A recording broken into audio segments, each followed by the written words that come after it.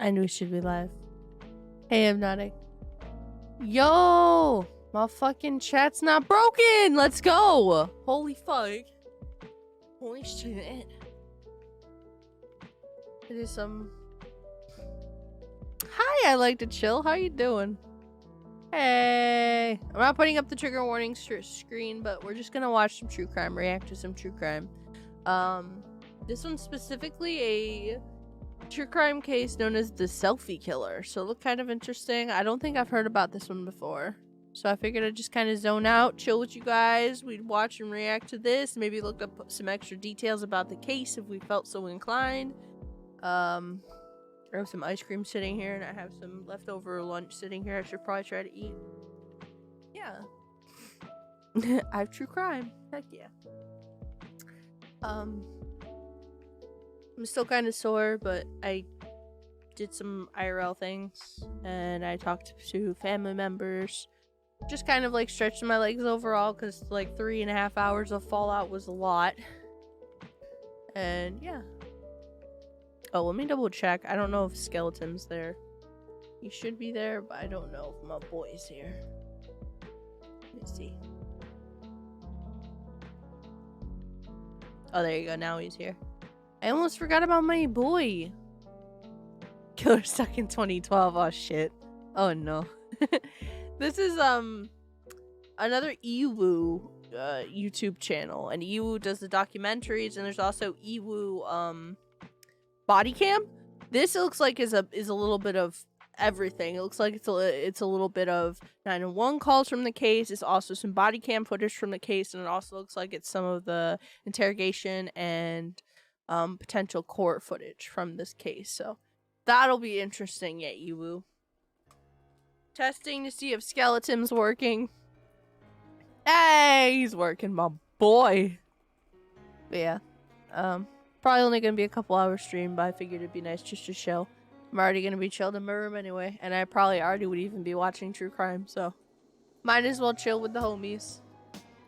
How's everyone doing today? How are y'all doing? Oh, skeleton doubled down on that. Okay. Alright. Cool. Let me go ahead and do this. Yeah, there we go. There we fucking go. Hey, to be fair, I kind of beckoned Skeleton to come up first time around. He just kind of chose that message to spam twice, you know? Okay, I think the audio's okay. I'll turn up the audio. Oh, it's already up. Okay, cool. Make sure this is up. So this is Ewu Crime Story Time. So this is kind of like their other two channels kind of wrapped in one, it seems, to give you more of a complete like 360 of the entire case. But this one looked kind of interesting. So I was like, we can go to it. Plus, when I do that, there's fucking a Homer, which I'm kind of interested in as to why there's just Homer sitting there. I figured we could check this out. We might check out another video on their channel. Fucking opens up with a 911 call, it looks like. I'm not going to give my trigger warning screen, but I will warn you right now before I start anything. This is true crime. It's not amazing. I mean, it can get very dark. It has to do with, obviously, a variation of crime. In this case, it's going to be murder. It's probably going to be assault. There's probably going to be other psychological things. So this is your big bad warning to peace out if that's not your thing. I've completed my first week of school. I'm learning the language of the computer. Fucking let's go. That's awesome. That is fucking sick, dude. I might turn the captions off if I've just been told that there has been a murder. What the fuck? Where does this fucking take place? That accent, goddamn. I might turn off the captions. I don't know if they have captions throughout the entire video. Emergency. We need an ambulance. Ambulance. Turn the living room light on. Need an ambulance. See blood. Oh shit. Okay. Ma'am, I don't know. I didn't touch him, but it don't appear that he's breathing. She called herself oh the shit bomber and fantasized about the day. Oh, there's okay. So there's captions. I'm gonna do that. Go out in a blaze of glory. I had stabbed him at least 3 or 4 times. What the fuck? 3 of them. I'll hurt somebody if I'm with other people. I'll keep going. When Sean Ball entered the picture, it was Bruh. only a matter of time before she had him under her thumb, and the friendship was a recipe for disaster. He soon became the willing accomplice she'd been looking to find. Oh However, no. Sean had no idea what he'd gotten himself into, as the murderous It is rampage not worth carried it, my out by the guy. Selfie Killer would prove much more devastating than he'd ever anticipated. Her plan was she wanted to do like a true mass murder spree. What woke you up? Her. It was Saturday, April 4th, 2015. No and pussy Marlena is worth Wright joined murder her spree. daughter, Amanda No Taylor, pussy is and worth that. Amanda's friend Sean Ball on a trip to Walmart. They were on a mission. Why is Walmart always mentioned in like everything true crime? I've noticed that in the US, there's always a fucking Walmart involved. Huh? Huh? Why? Is it just because there's Walmarts everywhere? Like, if I was doing a crime or if it was after a crime, I don't know if I'd visit my local fucking Walmart, brother. To buy Easter basket fillers for Amanda's 2 young children, as Easter was the following day. But everything took an unexpectedly violent turn later Leave that the animals afternoon. alone. Amanda's mother, Marlena, received an alarming call from a restricted phone number that same night. On the other end was Amanda. Yeah, Oh, I'm gonna shit. say I got the phone call around 9 or 10. She said, "Mom, I love you, and I appreciate everything you've done, and you've always been a good mother, and I'm sorry for everything that I ever did and all the lies I ever said. What the And fuck? I had to do something bad, Mom, and I don't want to tell you because I don't want you to yell at me." I said, "What did What you the do?" fuck? I said, "Are you hurt?" I said, "Just tell me, I can help you." Marlena couldn't make any sense of the situation, but it was clear that something terrible had occurred. She pleaded with her daughter to come home, back to Christiansburg, Virginia, but Amanda refused to do so, and stated that she and Sean were en route to Pittsburgh, Pennsylvania. It was no secret that Amanda had been headed on a downward spiral, and it all began with a traumatic event that had taken place nearly 8 months earlier, back in late August of 2014. Amanda's estranged husband, Rex Taylor, had allegedly been battling depression and prescription substance abuse for several years. I like the name He put an Rex. abrupt end to all of it the day he took his own life. Upon Rex's untimely death, Amanda fell into a deep depression of her own. Aww. Along with it came an intense level of rage, and all of that bottled up anger would be unleashed on Why the random picture of the french fries, though? What the fuck was that about? one unwitting individual, at least initially. What? It wasn't as if the tragedy marked the onset of Amanda's issues, however. She had a checkered past. I want to know what and Mariah tattoos she Roebuck, has. whom we'll soon hear from, substantiated that. She'd become friends with Amanda when they were around the age of 12, and the two had gotten into quite a bit of trouble in the years that followed. According to records from the Montgomery County Sheriff's Office located in Virginia, it was back in October 2005 when Amanda and Mariah jumped into a car and ran away from home. Oh, Both shit. 14-year-olds were charged with unauthorized use of a vehicle. In the midst of Amanda's indiscretions during her 9th grade year, she met Rex Taylor, who was 2 years her senior, and they began dating.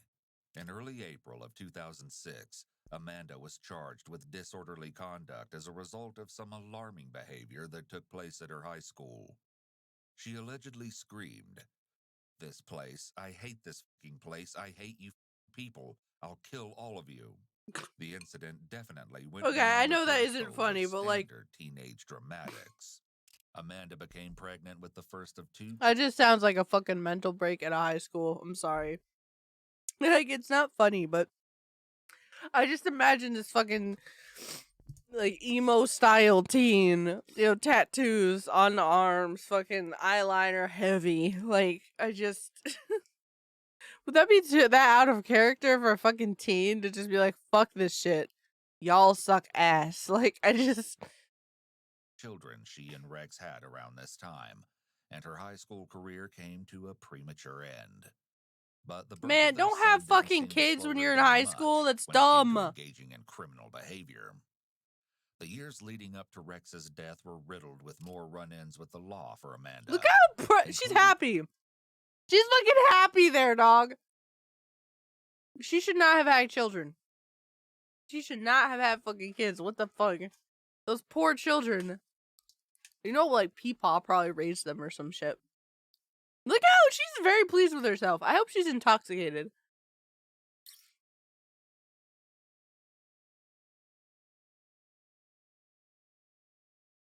Yeah, no, absolutely. Yeah. Go ahead and, like, if you can Discord message me their username. I'm probably gonna be streaming for the next couple hours, but I definitely wouldn't mind raiding them. Unless you, what? What? No. What the fuck? Look at, I hope to God she was, like, drunk in that. To run away, Because that she's way involved the too theft of a happy. vehicle, a conviction of underage possession of alcohol, multiple domestic altercations, Heck yeah. and a drug conviction relating to methamphetamine. Then Oh there was God. the issue of Amanda Oh and Rex's God. rocky So she relationship drug that had been usage. marred That's by nice. alleged infidelity, among other obstacles. Finally, in April of 2014, the two went their separate ways, reportedly as a result of Rex's prescription substance abuse. He returned to the home shared by his father, Charles Taylor, and grandfather, Alan Taylor. I 4 genuinely months feel later, bad his for those lifeless kids. body was discovered in a shed on the property. So began Amanda's downward spiral that culminated in absolute tragedy. Her next crime was so gruesome, so shocking, that it was beyond words. But there was much more to the whole disastrous situation than initially met the eye. Elements of evil had been carefully hidden under the guise of revenge. And though the old adage advises us not to speak ill of the dead, dirty secrets like Rex's weren't meant to be kept. The appalling truths were about to make their way to the surface. You see, Amanda had developed a deep desire to kill, and according to Mariah, the inspiration behind it was none other than Amanda's late husband, Rex. What? To do Rex justice and make Okay, Rex thank you. proud. Rex had a profound fascination with serial killers. Oh God. You got that on her. You really did There's that on there's nothing wrong with having an interest, okay? Not interest. When it becomes an obsession, that's a problem. When you're thinking about acting on it or rationalizing it, that's when it's a problem. In actuality, his interest went far beyond fascination. He had connections with serial killers Stop that that. unquestionably crossed the line. One particularly unnerving example was a long-distance friendship Rex had struck up with an imprisoned serial killer Oh, by the what the name of fuck? Paul Runge. The two wrote back and forth, and Rex went so far as to change his name on a social media account to Rex Runge. According What? to Amanda's friend Mariah, Runge sent Amanda $1,000 after Rex's death. In addition to the Okay. inappropriate relationships Wow. with convicted murderers, there was another alleged So he murdered unspeakable someone, act. but I don't know the Like details of Rex's his case. obsession, Amanda's was further evidenced by some appalling revelations. Past social media posts under her account where she took on the nickname Brunette Bomber glorified mass murderers and their violent attacks, including Timothy McVeigh, known as the Oklahoma Oh, City what the Bomber, fuck, man? and Dylan Klebold and Eric Harris, the perpetrators. I'm so tired of hearing fucking Dylan Klebold and Eric Harris. Their names fucking pop up so fucking often. So fucking often in true crime cases, and I hate it. I get why, but I feel like you're giving them attention that they would have enjoyed. You know what I mean? And it's fucking stupid. I mean, it's a big reason why they did what they did. Yes, Oklahoma. Jesus Christ. Yes, it's Oklahoma. Fucking bombing, dog. What are you talking about? Perpetrators of the Columbine High School massacre. It didn't end there, though. According to Amanda's parents, Marlena and William Light, Her favorite movie was Nice, that one where Alphonse. those two boys went in and shot up that. Oh shit! Yo! Thank you so much for the raid. What the fuck? Holy shit! Welcome in. We're looking at true crime, so I want to give a warning. It deals with murder and other things, so if that's not your cup of tea, I would recommend that you leave. Let me see if I remember the command.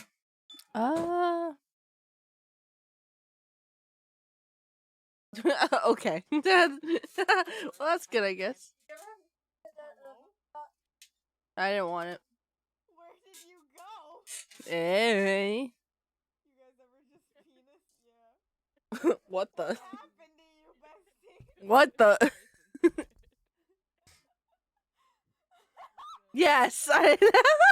Okay. I had to pause it. I had to. I had to pause it.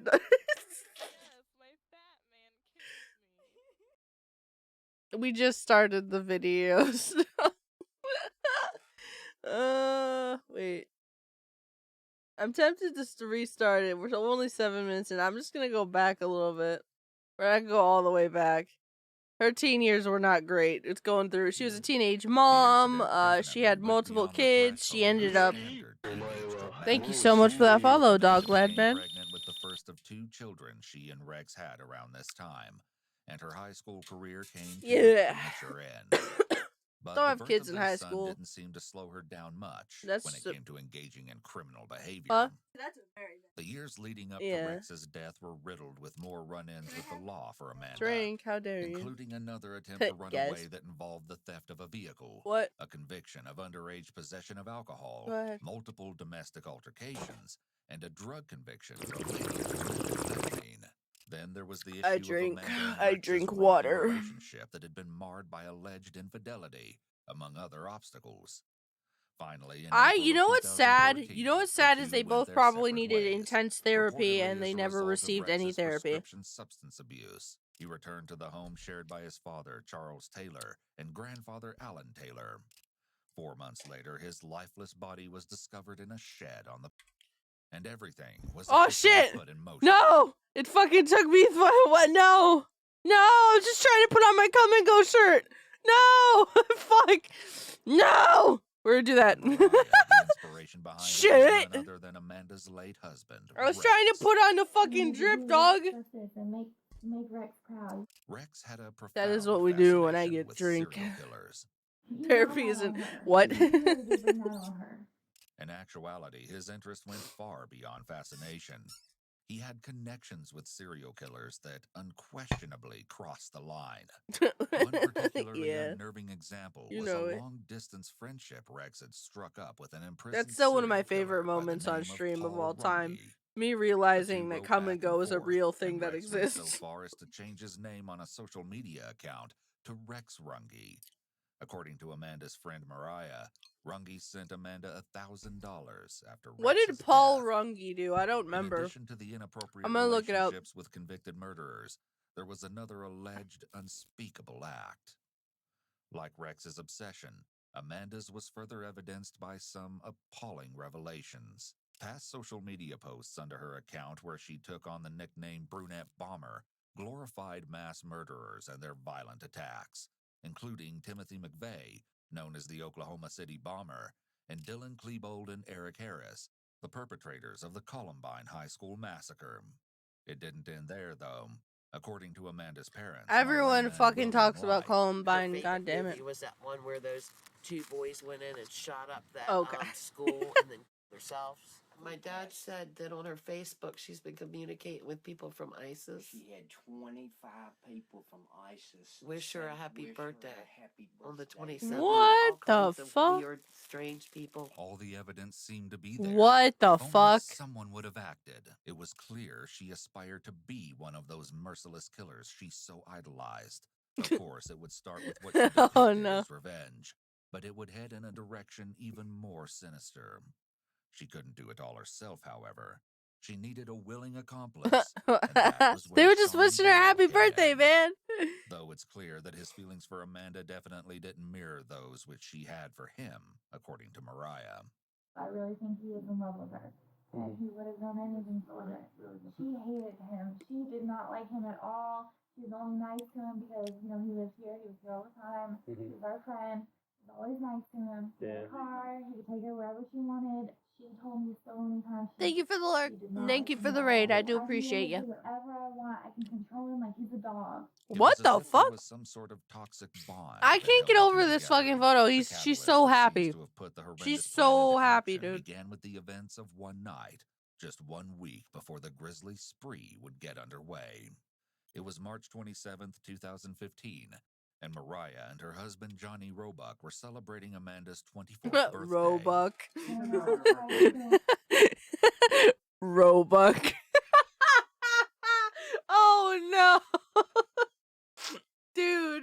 Could you imagine your last name being Roebuck? Oh my god. I fucking can't. And everything was going good. And until she wanted to go see Rex. Just one singular Roebuck. Just acts ridiculous every single time. She had a really big Yeah.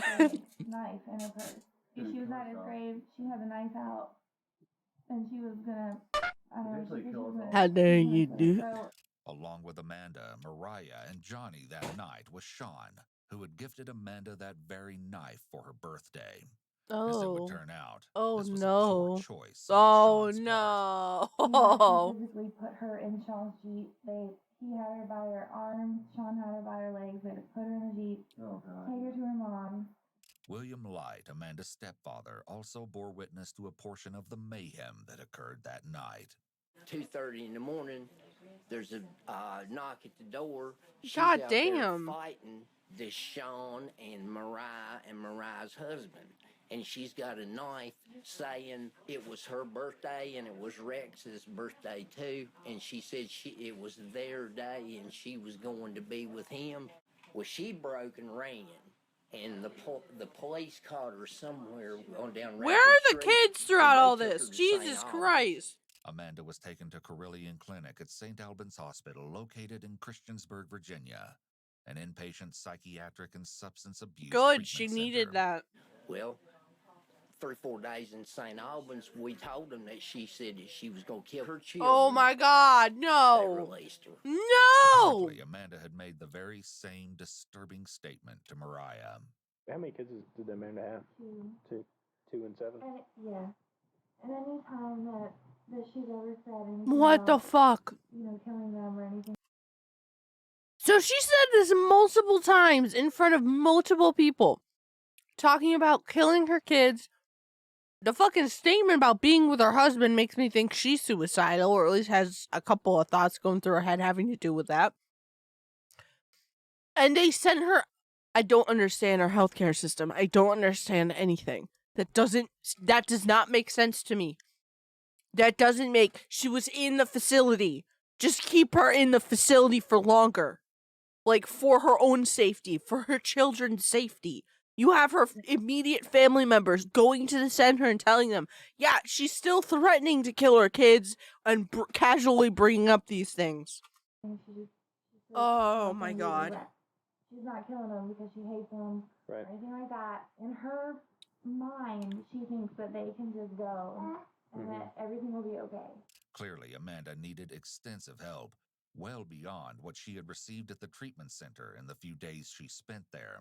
She was supposed to stay there until Friday.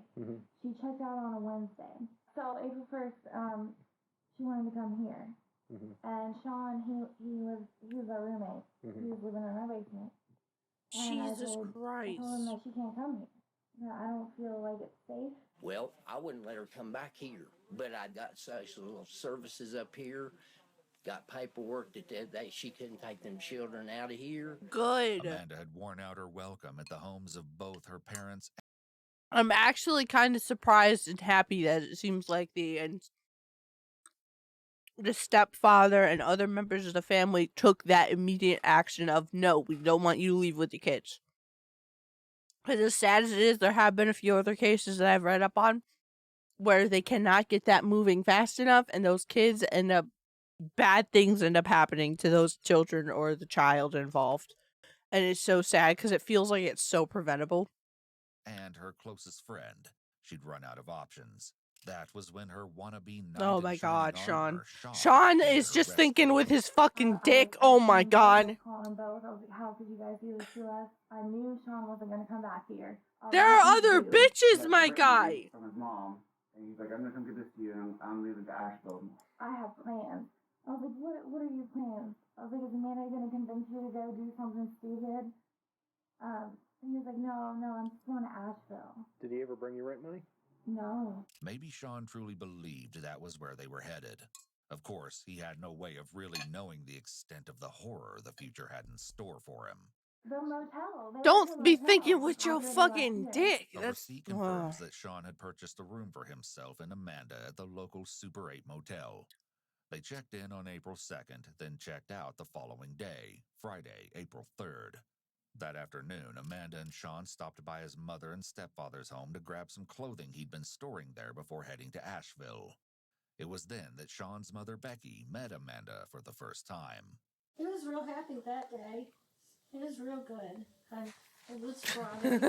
Cooter. Him and her. It was really nice. Why She is it didn't just, get huh? out of the car or anything. How long has he been with her? I don't know. See, I just met her. Later that evening, That after poor Amanda and mother. Sean She's had like, come I and don't know. gone, He was an Sean's adult. stepfather made an ominous discovery. You mentioned y'all were I assumed he wasn't involved in that killer cooter. During the day, because I'm just out the road. Anybody could have got them, though. It wasn't just anybody who'd taken them, though. Now, was your safe broken into, or It was open. was that something you would notice right away? No, not really. Because they pushed it back, but it hadn't locked. And we never get in it, because Roger didn't hunt it. No, see, the mistake I made was not changing the code. It was just like it came from Walmart. Oh my God. 1, 2, 3, 4, 5, 6. Oh, okay. Oh, They Jesus never Christ. anticipated the Okay. need to change the code, unfortunately. I'm assuming it's just a The random following thing day, that they the had at horrendous the plan on the came to wall for the fruition. crime scene, because it's But it been wasn't showing until random later crime that scene night that photos the that are either ghastly highly discovery edited was or made. very zoomed in. 911, where's your emergency? Oh shit. We need an ambulance. I went in to turn the Ambulance. living room light on.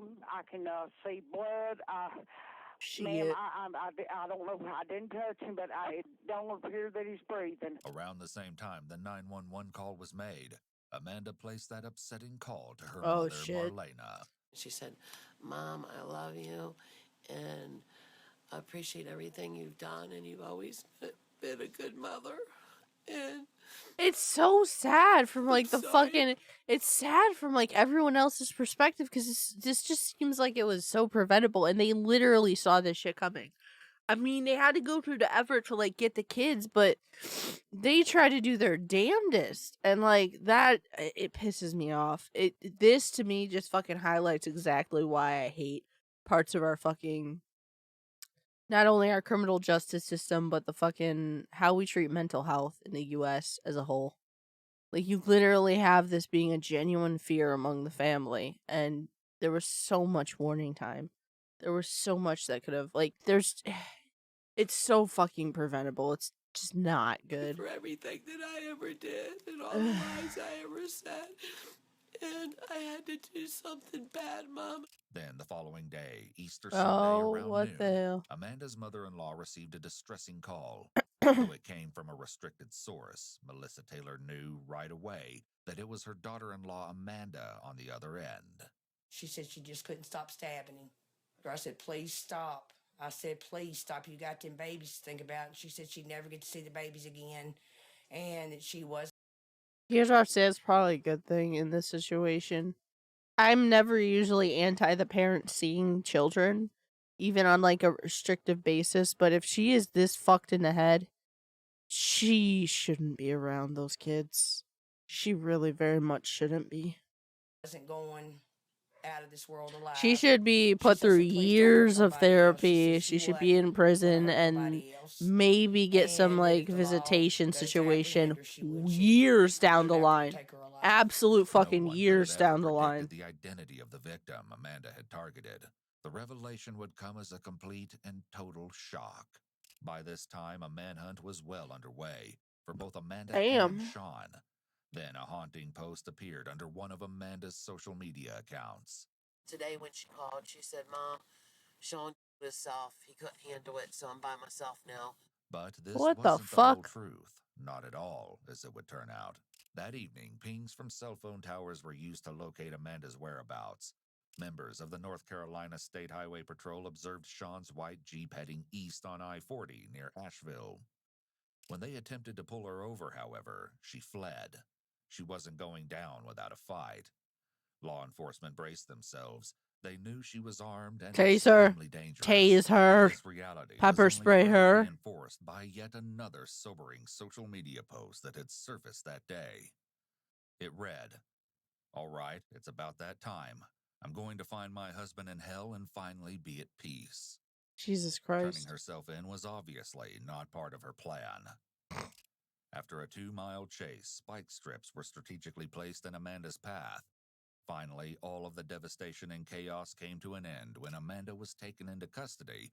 Is that her fucking photo from... Miraculously, without further They keep showing this image, and I want to know if this is a previous mugshot or if this is the one from this situation.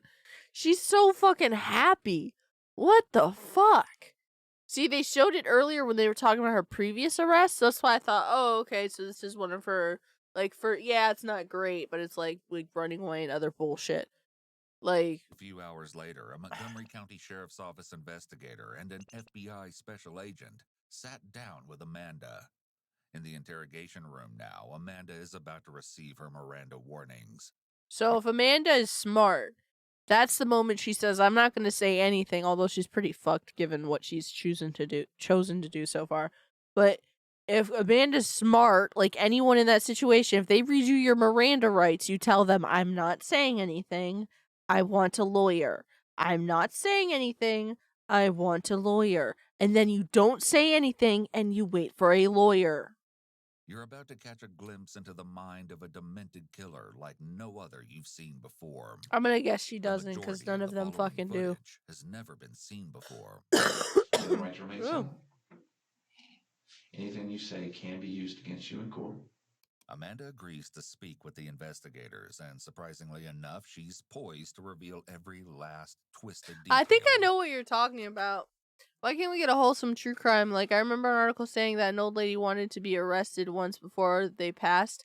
There's also another case that I remember. I don't remember the names of, but I remember this older gentleman got in trouble and was jailed for some time because his elderly wife, they were both old, his elderly wife was basically dying, and she wanted to finish her bucket list, and part of her bucket list was to, like, go on a road trip and was, like, do drugs and other things. So that's exactly what he did. He checked her out of the hospital. I think he rented a van or borrowed one from a family member. They went on a road trip. I think she ended up overdosing on something, but she basically died doing what she wanted to do. She went out the way she wanted to go out. And unfortunately, yeah. There was a couple other things on the list that she did before then, but, like, it was a bucket list situation. And I'm like, at that point, she consensually, I mean, she wants to do it. You know what I mean? I don't know. They had some more fun times. I don't know if a concert was involved or other things. I know there was other things involved, and then drugs. Yeah. It was like, Grandmama wanted to go out a specific way. Let Grandmama go out that way, you know? Amanda begins her account of how she and Sean built their makeshift I think it's because there's not a lot of wholesome true crime. that it began at the home Oh of my Sean's god. parents. So Friday. She wanted to go out that. Oh my god. I'm pretty sure it was Friday morning. We went and She was literally dying. Okay. We set the code, and he got out the 2 handguns and the Exactly. Alphonse understands. the big one that was in the back. Right off the bat, Amanda displays some grooming behaviors. Oh my god. People Shut your fucking mouth. typically do this when they want to be liked or seeking approval. Additionally, she's got some anchor point movements going on. Oh my god! Take a shot every time you see a yellow or red arrow or red circle. You will fucking die. Had transitioned to action. Oh my god. This isn't a post-apocalyptic. Man, shut the fuck up. Saturday to the humble home of Charlie Taylor in Ellett, just a few miles from Throw his phone. Don't do that. It occurred that morning. Charlie had supplied his daughter-in-law Amanda with some money to cover the cost of Easter basket surprises for his 2 young grandchildren. Aww. The second visit, however, would prove nothing like the first, and it quickly took a horrible Oh, not grandpapa. How did it start? I mean, how did the assault on Charlie? Not your fucking kid's grandfather. What are you talking about? It's like a really pathetic excuse, but I really just got really angry to where I blacked out, and that's what I told him at the hospital that I needed help with. Because when I get nervous or angry, I just act on impulse. I can't help it. As soon as she's confronted, Amanda begins rubbing and touching her face. Oh my god, shut up. Her hands emphasize when she says act on impulse. But just before she says it, This is a clear cluster of anxiety, but also shows that she's experiencing brain and body mismatch, since her emotions don't match her words. This indicates that what she's saying here isn't the full story. Something is missing. Oh my I god. killed Charlie at 3:27. I purposely did that because that's mine and Rex's day. I think he just seeing him crying and like sobbing over it. And I do remember I'm like, he's like, I wish I was with Rex. I was like, you wish you were with Rex. And then Did you take the knife out then? Is that when you took it out? Okay. Fucking, why did you have to You don't kill know him? how What the stabbed him? fuck? I have no idea. Do you remember where you stabbed Charlie at? Where the places that you stabbed him at? He was an. Oh my I god. tried really hard to stab him in his chest. I know there's probably defense wounds. He put his arm up. Oh. I'm pretty sure I stabbed his face. I was mainly trying to stab his chest. I know Sean got his arm with the crowbar and I think his head. Okay. And there was a lot of blood up against the walls. Jesus. Yeah. In the crowbar. All right. Did you guys go wash up at any place? I mean, did you get the blood? How did you get the blood off of you? I had there was none on me. I had the white shirt. There was a shirt still in the Jeep. It was just a white shirt and black pants. And I got like one little drop on me. But it was mainly, I guess, since the knife was so big. Yeah. That it didn't really come back out on me or something. I don't know. But there was a bottle of Febreze in the Jeep, and I just sprayed it on there, and I wiped it with a hotel washcloth that I had still in the Jeep. Did Charlie ever stand up, or was he just stayed seated on the couch? No, he couldn't get up. He couldn't get up. Jesus. The only self-defense. Again, my fucking brain is just going back to those poor fucking children. It was what? 2 and 7, 5 and 7. The oldest child is 7 years old. Could you fucking imagine losing your dad in such a crazy, sad way when you're dealing with mental health issues? Just having him be gone, and then fucking your mom doing this bullshit. 31 times. Not only taking herself out of your life, but also taking your grandfather. Shortly after Charlie was dead, Amanda and Sean Or great-grandfather? I didn't catch. Drove to Tennessee. Sponsored by Febreze. Okay. Found a hotel. Hey, she used it to clean the knife. She didn't use it on the corpse. It was a really, a disgusting hotel. It was the, not Ramada or something, Armada. Armada. Yeah, we stayed there. Where was it in Tennessee that you go to? Do you know what town it was? It wasn't too far from Bristol. It couldn't have been. And we stayed the night there. And we took all the guns and ammo and everything up to the room in case something was going to happen. However, nothing happened, and I'm gonna assume that Buddy thinking with his dick didn't actually kill himself. She killed him. According to Amanda, they I'm just guessing, guys, because it was then that Amanda presented Sean with two Sean. options. The way she saw things in her demented mind, at least. We didn't have a place to drive, and then eventually Amanda's hands are palm up as she retells her story. Horny is too strong. Don't fucking say. She's lacking confidence in oh my god! Fuck off. As she speaks, Amanda uses a lot of filler words. There are some people that just use that a lot, bitch. Can be a sign that she's thinking about what she's saying and leaving parts of the story out. Oh my god. I told him, I'm like, if we're gonna survive, we're running out of gas. We have no money. All our money was gone. We're either gonna have to kill people and get it, or we're going to turn ourselves in. What did he say when you said that? Nothing. According to Amanda, Sean was writing a farewell letter to his family as he was planning to take his own life. You'll recall Amanda's social media posts that reference Sean's death and her mother's account of the brief conversation on the subject that ominous Sunday. Today when she called, she said, Mom, Sean himself. He couldn't handle it, so I'm by myself now. I told her today that Sean killed himself. Well, the information Amanda yes, your brain typically needs to process words before they come out. So indeed, she was thinking before speaking. And it was nothing you like don't they say. expected. He took all my medicine. From when I went to the hospital, I didn't take any of my medicine. There was Klonopin and then 3 other depression, anxiety medicines that you're only supposed to take at bedtime. I don't know if he took all of it, but he was really messed up. And I remember going on the Blue Ridge Parkway because I wanted to be somewhere where no one would see me. I couldn't just pull over and shoot him.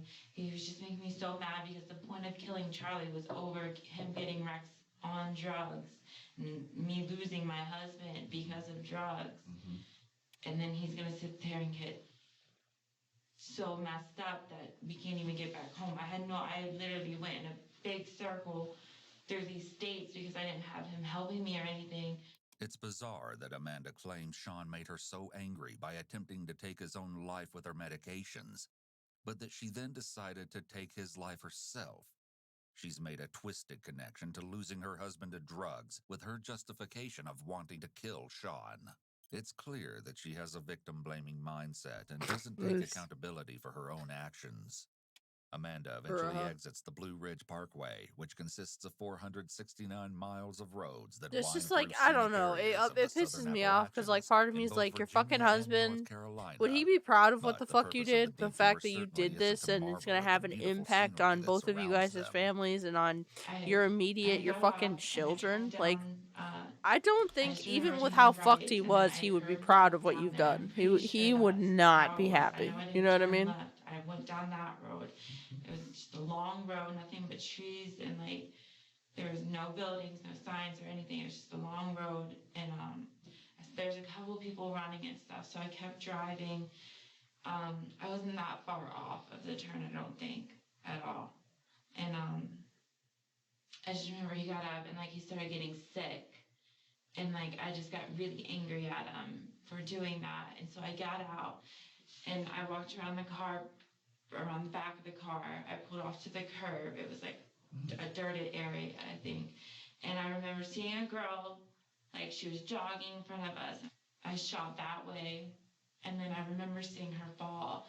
And I just remember Sean saying that gun was super loud. So that's the only reason I like shot at her is because I was scared that like Okay, so you shot her. freak out and flag down a car or something. Amanda's ability to target an innocent girl Jesus running away Christ. from her further demonstrates that How she is many a fucking cold-blooded, victims does she have? psychopathic murderer. She has no qualms about potentially murdering a stranger. After he heard the gun, he kind of like came to a little better. And did you see where the bullet impacted? Or you just saw her I fall didn't down? pay attention to her. I just wanted to shoot Sean. Okay. What the fuck? In a case of horrific irony, Jesus. Amanda turns a firearm Sean had given her onto him. I aimed for his head, his face. Okay. To shoot him in the face. You were intending to shoot him in the face or the head or whatever. Yeah. Okay. And you said then he fell down onto the ground outside the car? He fell to his side, and I just remember hearing gurgles and stuff, and like weird noises. So I'm like, okay, he's dying because that's what happened to Charlie. Like Charlie made those noises before he died. Do you know how close you were to him? Jesus Christ, did you have your man. hands on him when you fired, or At Sean? Yeah, like Sean. Our distance. Oh, like this close? Yeah. Damn. I meant to kill all three of them. Okay. She shows absolutely no emotion that she may have ended someone's life just because they were in the wrong place at the wrong time.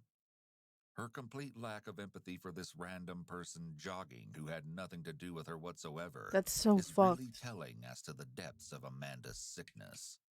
Law enforcement was unable to locate the jogger. Perhaps Amanda hadn't actually hit her and she managed to escape the area unscathed. But as for Sean, the situation was much more harrowing.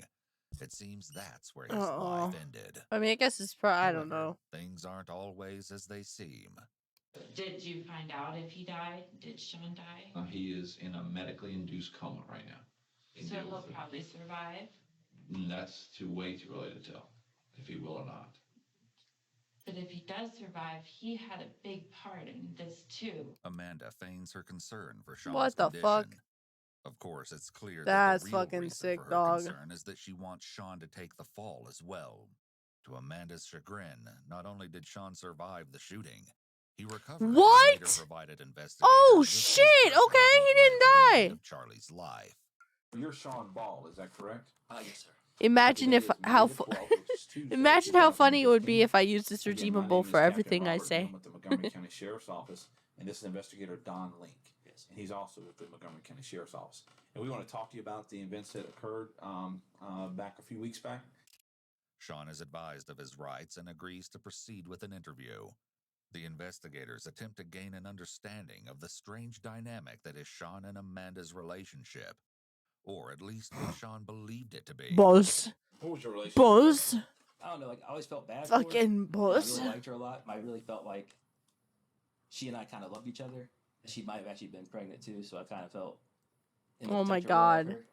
Sean assumed he was the father Oh my I got so god. obsessed with her, and just wanted to be there for her all the time. Was because everything she said was like something I've always wanted to hear from somebody. Like I've never felt good enough for anyone. She just made me feel. That's just important. so sad. I was I'm that guy that sorry. she was That's just waiting for since her husband That's died. just so sad, dude.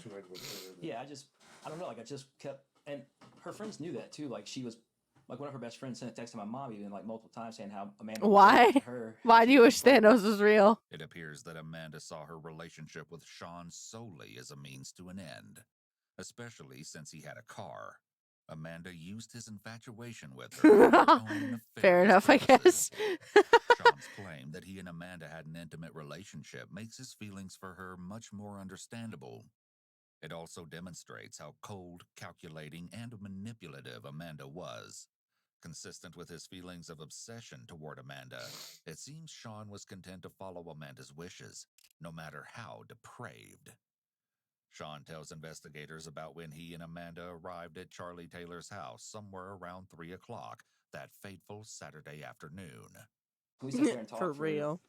On God. 20, 30 minutes, and he starts getting emotional, so I get up, because I was sitting on the couch together smoking cigarettes, he and I were. She doesn't smoke. But then she flops on the couch next to him. Then it's as if a switch is flipped. Amanda's demeanor drastically changes.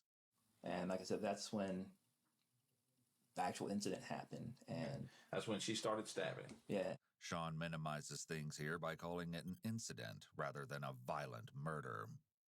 True. Individuals do tend to minimize. Animals are innocent in this fucking situation, dog. She suddenly went into a fit of murderous rage. So she's trying to say that she like suddenly What happened while she stabbed him? What happened? lost control. Like I said, he reached up. That is very rarely ever a thing that can be used as an excuse for murder. Like very rarely. He hit him. He isn't mentioning that it was with a tire iron. He hesitates a lot as he speaks, making it clear he's thinking about what to say. Because like I said, I wanted to. It wasn't so much like I really wanted to kill. I mean, I knew it was going to happen. Like I knew he was already like going for that, but I don't know. Like I even like told her, I was like, he reached up for you, and I just lost it at that point. Like I just blacked out and started swinging because I saw him going for her, and like in my mind, I still like stupidly, I was still her protector though. Like in my mind, I hit him in the shoulder and the forearm because he reached up. Okay. What happened then? What happened to him?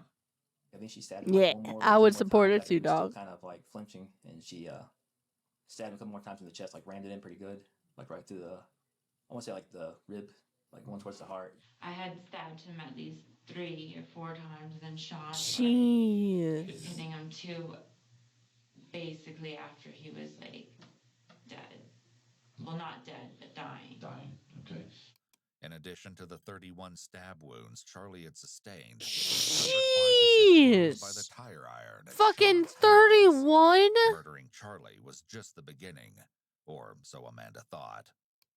Did once that happened, you said he went through the wallet, got the money out. $200. How fucking angry of a person do you have to be to stab someone more than, I don't know, 5 times? Then what happened? Like, how long does it take to fucking stab someone? So you saw that one picture of her. Fucking, oh my god. In front of Charles. She showed it to me when she took it. The following day, they got back on the road, but that's when things really started sinking in, according to Sean. I was so guilt-ridden at that point. Like, I had just decided I had taken like all the pills that she had, like every last one she had. So he actually did. To my stomach with 2 bottles of water. Okay, so she wasn't lying about that. I thought she was. What woke you up? Her. Like, I don't remember where we were because I was kind of in a haze, but she told me I had thrown up on myself. All I remember at that point was like this most blinding pain like I've ever felt. Like, I don't know what happened.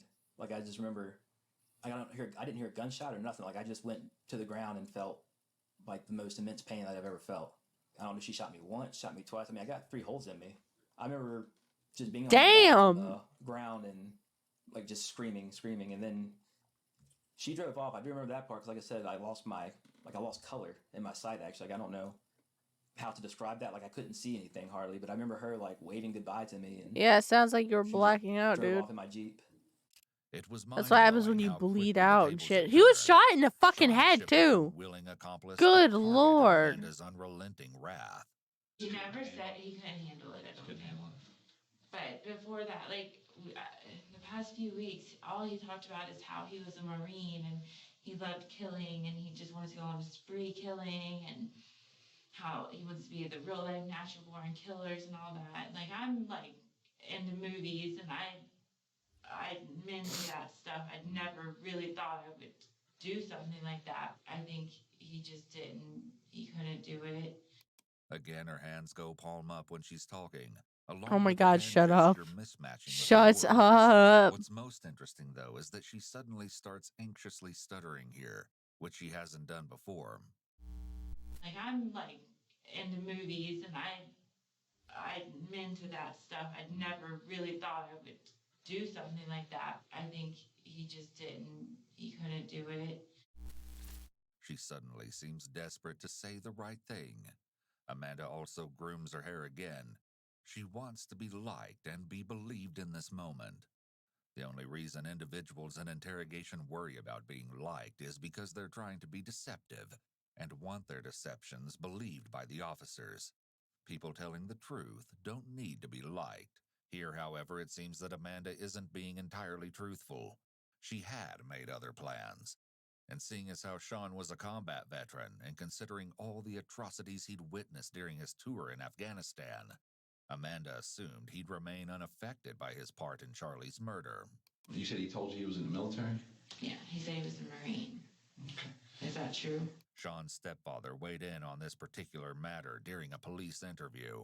He was infatuated with Yeah. military. He wanted to go to the military, but he never Oh did my graduate god. high school. So he couldn't get in. His friends sent him And it stuff. might have been good if he had got in. Is that true? No. He was never. He never went to Afghanistan. No. Are you kidding me? No, he was never in the military. He went to jail for a few years, but not in the military. Never been in the military. In 2010, Sean was charged with 24 counts of felony burglary. He received a 3-year prison sentence as part of a plea deal. He gave my son like all sorts of like stuff that apparently came from Afghanistan. He lied about a lot. He lied that. Bitch, you have no right to be angry. I'm sorry. What the fuck? Like, she really doesn't have any reason. Lie. When it seems as if the loose ends have been mostly tied up, the investigator introduces a whole new topic into the mix. Have you done anything like this before? I mean, like, have you ever done anything like this before? Kill people? Yeah. No. Were you ever present when someone else was hurt or killed?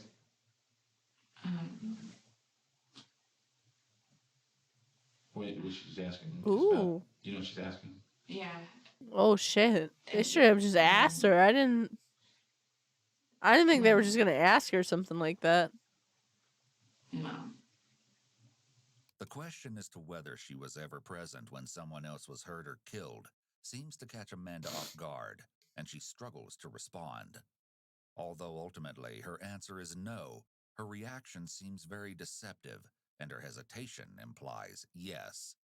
She's clearly very anxious at this point in the interrogation, and this line of questioning I hate is that. very She's going to be anxious. You took a long time to answer that question. Is that because you just don't want to tell us? I won't talk about it. No. I know it might help me, but... Well, just give me a hint. It's something that Rex did. Something Rex did? Yeah. Well, are you worried that you'll hurt Rex's memory or something? I just gave him my word, and I'm not gonna... Right. Rex kept all his secrets. There's plenty of bodies Rex knew where Bill Snuff, whatever his name is, Rex knew a lot of stuff, and He always kept his word. One can't help but wonder if there had been other victims, in addition to the young woman described by Amanda, who had allegedly suffered a brutal beating before Rex took his own life. A horrific possibility, but certainly not implausible. Clearly, she'd planned out what to say about killing Charlie and Sean's attempted murder. But this line of questioning wasn't something she anticipated. But as it turns out, this particular investigator has known of Rex's unsavory interests for quite some time. My specialty is in, well, I don't think I really introduced myself other than you may have met me a while back. I command the Criminal Investigation Division for the Sheriff's Office. I'm also a task force officer with the FBI. My specialty is in computer and network forensics and tracking people over networks. Damn, he got that big brain skill, dog. I know a lot. As the investigator says that he works in computer network forensics, Amanda's eyes shift. You can see her thinking about what this means and how much he might know. She has also gone completely still. I worked some stuff with Rex back before he died. And I knew Rex said, you know, the cases I worked with him, he talked about writing to all these serial killers and sending pictures of your kids to these killers and things like that. Did he tell you about all that? Yeah. Okay, so you knew about all those things. Though her hands disappear under the table, you can still see them moving, and she's engaging in some self-soothing behaviors. And Rex didn't really hide a lot of the stuff that he did. I mean, as far as, you know, what he told a lot of people about that stuff. After a bit of careful prodding and some time to think, Amanda reluctantly reveals details of the act, an alleged brutal attack that had taken place a few years earlier. However, it's important to note that this story has never been verified, and there's so no it could be evidence that it massive ever bullshit. occurred. Nice. It was some drunk girl that was from Blacksburg that was walking down. Nice. When we lived in Ellet, and he picked her up and he like beat her up pretty bad, and he left her there. I don't know what happened. I don't know who she was. This just adds another level of what the fuck, because why would she lie about this? She was blonde and little, and she was she was our age. At the time, that was probably like 1920. Despite the fact that she'd intended for that horrific secret to die with Rex, she had no intention of allowing her own barbaric plans to fade away. Shortly after Charlie's murder and prior to the trek to Bristol, Sean and Amanda That is a had visited lot a of local fucking Dick's ground they sporting goods covered. store and purchased ammunition. Sean provides Dicks. further evidence that Charlie was indeed meant to just be the beginning. Her plan was she wanted to do like a true mass murder spree. Like she talked about going down the road and shooting at people or stopping at truck stops. And like when people aren't looking or something like that, she would just shoot or stab them. Oh my god. What's gonna happen now? Well, as right now, we're holding the warrants on you. Okay, there may be other warrants that will come down for you from North Carolina. Right now, you have the Montgomery County Sheriff's Office has you charged with second-degree murder, or you will be held on a fugitive warrant here for the homicides that occurred in Virginia. If they find this woman and she is dead, you can be charged with her murder in the federal system because it happened on federal lands. Her murder, I didn't mean. What the fuck?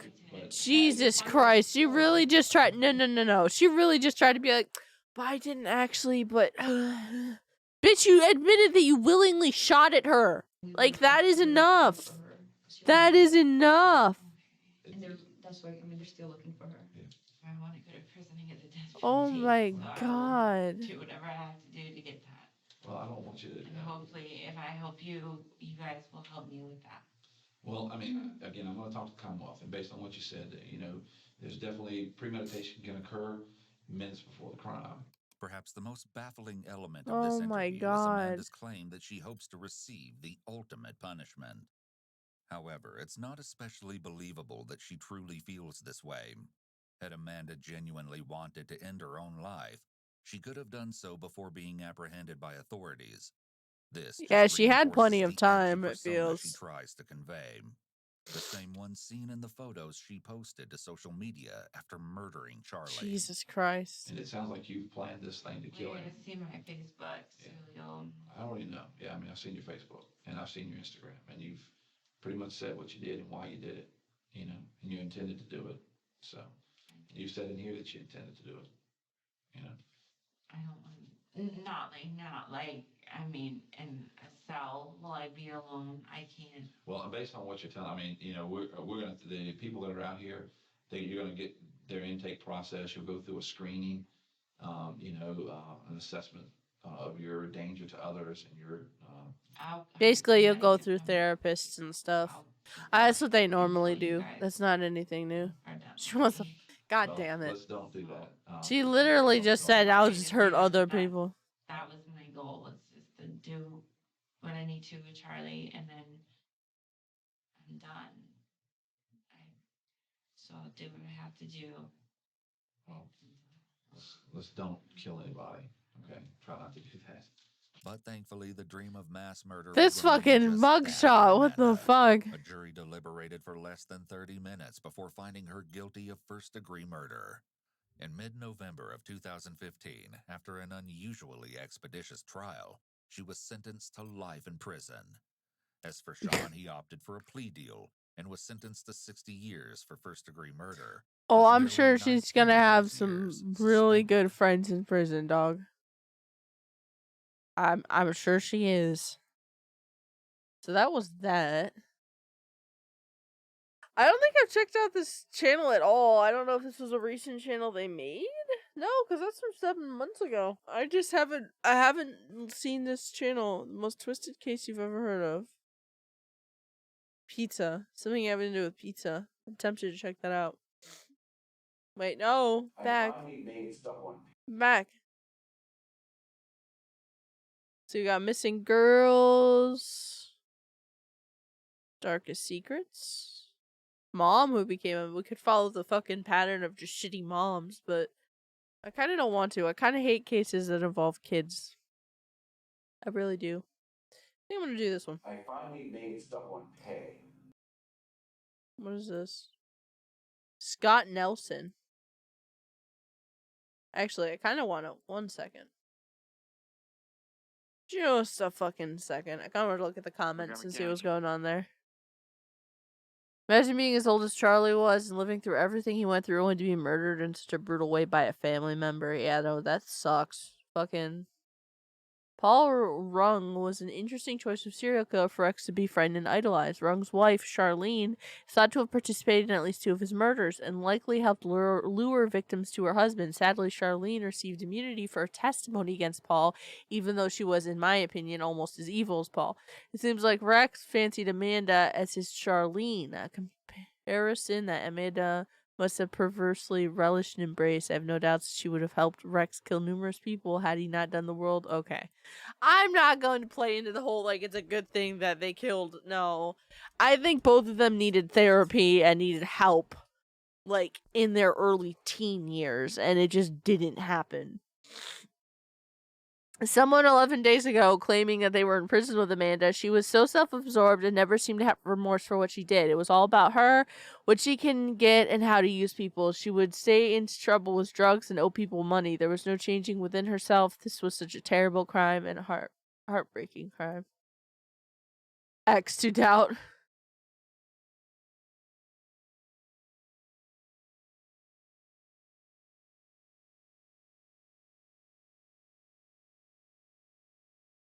She killed a defenseless old man in a chair. This should be a death penalty case. No mercy.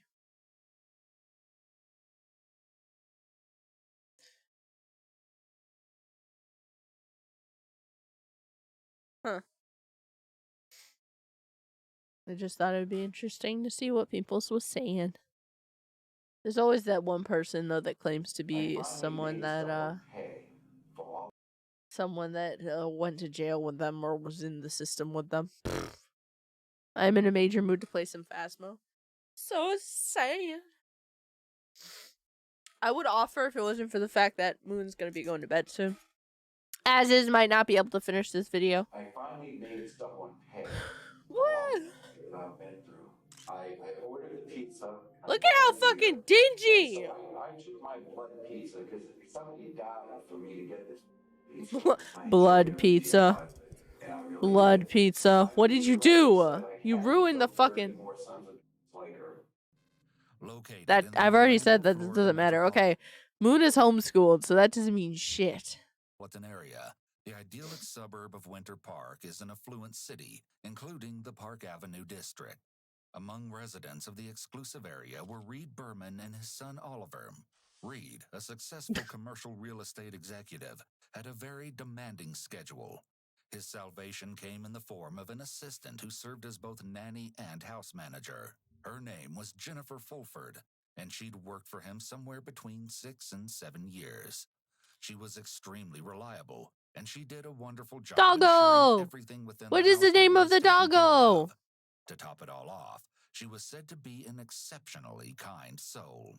The morning of September 27th, 2017, had all the makings of a normal Wednesday, but it would quickly turn tragic. It's Wednesday, my Headed out on their dudes. commute to school around 7:15 I love or that fucking 7:20, line. and when Jennifer returned to the residence afterward, she and Reed briefly discussed the day's agenda. Jennifer had a dental appointment scheduled for 9 o'clock. Then she'd meet with an art framer at the residence shortly thereafter. Other than that, it was business as usual, and she'd perform her maintenance tasks at the Berman home, then pick Oliver up from school at 3:30. As for Reed, he was on his way to a breakfast meeting. They said a quick goodbye, and though nothing seemed out of the ordinary, things were about to take a terrible turn. The first indication that something was off came in the form of a phone call from Oliver's school at 4 o'clock that afternoon. Reed was informed that Jennifer had failed to pick up his son upon dismissal. Though he tried, Reed was unable to reach Jennifer on her cell phone. It seemed it had been powered off. He picked Oliver up, and the pair returned home around 5 o'clock. Upon entry, the house was eerily quiet. Jennifer was nowhere to be found. What Reed did find, however, was quite peculiar. There sat Jennifer's purse right beside the toilet of one of the downstairs bathrooms. He noticed that the seat had been left up too. This was unusual considering he and Oliver rarely used that particular restroom. An inspection of the contents of Jennifer's purse was suspicious. Her wallet, cell phone, credit cards, and driver's license were missing. Her vehicle, a 2015 Hyundai Santa Fe, was nowhere to be found. Oh no. At that point, Reed contacted shit. However, it wasn't until approximately 6:25 that he made the call, and the reason behind the delay is unknown. Nevertheless, a Winter Park officer was quickly dispatched. Why? Reed shared what information he had with the officer. I love how it shows blurred photos. Communicated with Jennifer had been through a text message he'd received from her a little after 11 o'clock that morning. Interestingly so, Reed had no contact information for Jennifer's husband, Robert. However, officers managed to locate him at the home he and Jennifer shared, somewhere around 7 p.m. He stated that he hadn't recently seen or spoken with Jennifer. He explained that she had an upcoming trip scheduled to visit her son and newborn granddaughter in Dallas, Texas, but wasn't due to depart until the evening of the following day. Even more troubling was the fact that neither Jennifer's children nor any of her close friends had seen or heard from her. It seemed that Jennifer had simply vanished.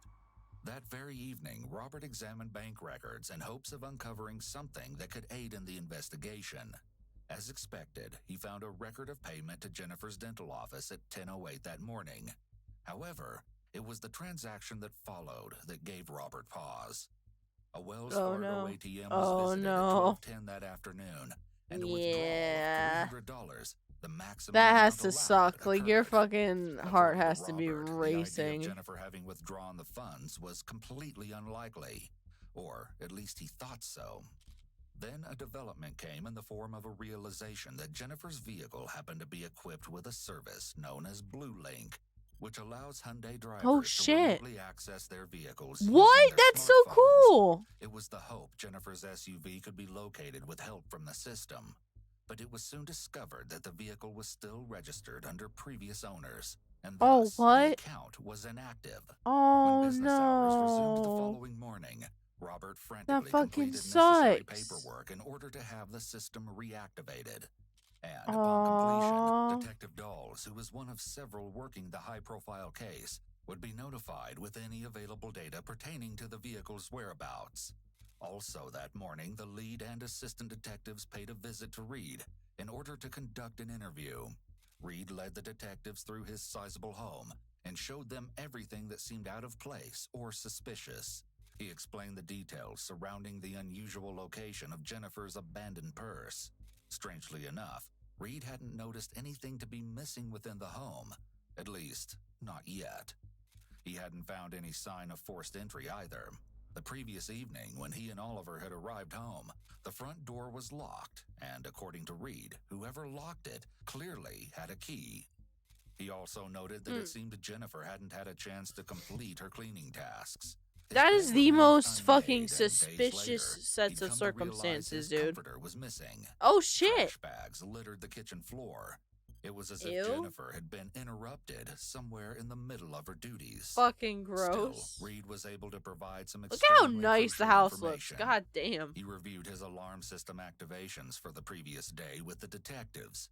Initially, there was no sign that anything out of the ordinary had occurred. I went out this way. It's by 8:30. When you say this way, meaning the back? Yeah, my car's... Yeah, where the garage. Yeah. I leave. The door opens. And now she's got to go to her 9 o'clock. 8:43. The door opens. Hey there. She goes to the dentist. She comes home at about 10:35. You guys doing dinner? 10:30 and 11:32. There's no Huh? penetration of anything, okay? So I'm assuming okay. she's here cleaning. However, I'm not a series of hungry activations anyway. occurred I was thereafter, curious. and they told an unsettling story. Then the door opens but doesn't close. Again, the front door we're talking about. At 11:47. Okay. 15 minutes after she comes home, it opens but it doesn't close. Then 3 minutes later, the master bedroom is motion activated. Mm-hmm. 11:53. 3 minutes later, it's I. Get ready. It goes out. Then 1 minute later, the front door. It's right out the front door. And what That is time such a that? good, What's the nice time? looking home, man. 11:54, and that's the last you've seen of, I guess, the door opening and closing till. It doesn't open up till 4:58 when I come home. And the back door from the garage. Yeah. Detectives gathered additional crucial information from Reed. That whole like car situation one thing sucks. we do need, you said she had a card, you allowed her to have one of your credit cards. We need that number and that bank name. Yeah. If we can get that, that'd be great. Was it a debit card that she carried, or was it a credit card? It was a debit card. Okay. She used it for household expenses. Was It was from the bank that you banked with? Yes. That's on the, okay, what bank is that? It's Valley National. Now, was she on the account too? Yes. Okay. Yes, there's been no activity on this card. The detective reviewed Reed's activities that occurred the previous day. Yesterday, you had an 8 o'clock meeting. I went a little bit late. And that was at the water park center or winter center? Is that one and the same? And that was at 8:30. Okay.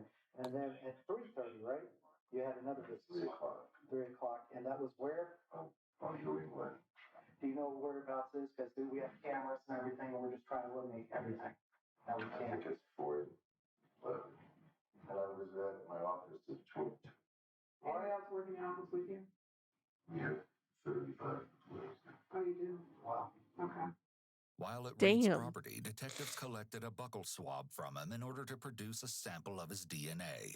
Though it would appear to be a routine process, seeing how Reed was one of those closest to Jennifer, perhaps there was something more behind the request than just standard procedure. All right. The other thing was that I believe it was Detective Wagner asked you about earlier was if you were aware of her having any male friends. And if you knew Jen, she's a really up person. I mean, she'd come at 6:30, and man, she'd have it turned on. Like, hey, Oliver, they would do this thing. I mean, she was just fantastic. Outgoing personality. Okay. So she wanted to go out. Like, I bought her tickets to, she loved Barbara Streisand. Oh, yeah. So I got her as a gift, Barbara Streisand tickets to Tampa. Oh, damn. Barbra Okay. Streisand concerts and stuff like that. Though Jen was a lively person who enjoyed good times with friends, Reed didn't think she was the type to run off and leave everything behind. Though there was one thing. You mentioned something earlier about the Enzian. There's a bar there, and you say that she'd go there. Well, my friend And then we were talking about it last night. Right. We were trying to figure out, like, you know, we were going, okay, how could this happen? Right. Where we didn't think worst case scenario. We just thought maybe she went out and drank with her girlfriend, and maybe she had a little too many, and then it was just unusual that she would have done something like this. But my friend did say that he's seen her at the Enzion after work, after leaving here with her girlfriend. Mhm. I don't know any of her girlfriends or whatever, but she liked to have a cocktail with her girlfriend. Whatever. I had no idea that she ever even went to Enzion, but he said that's occasionally where she would hang out. This friend of yours, we may need to talk to him. Can you give me his name? Sure. Anything will Shit. help. Yeah. Can I just ask you a question? Sure. They haven't found the body. Oh no, we haven't found her yet. So that's why we're keeping up hope. Yeah, been like a boyfriend or something, and they took off. We don't know, and that's what we're trying to find out. Detectives had to probe all of the possibilities in order to ensure a thorough investigation, regardless of potential viability of each theory. They explored the idea of whether Jennifer had grown so tired of her routine that she'd left everything That's behind so in weird, search though. of a new life. I'd like to know statistically how often that happens. That someone as reliable as Because Jennifer I feel would like do a such lot a of thing, people wouldn't be able to actually like do that, you She know? was due to be in Texas, spending time with her newborn granddaughter on that very night. Suddenly, a shocking Yeah, that development really ended doesn't in a make lapse sense. of law enforcement. And if detectives had any suspicion of Reed prior to the finding, or if they'd surmised that Jennifer had left on a whim, all of that instantly dissolved with word of the discovery.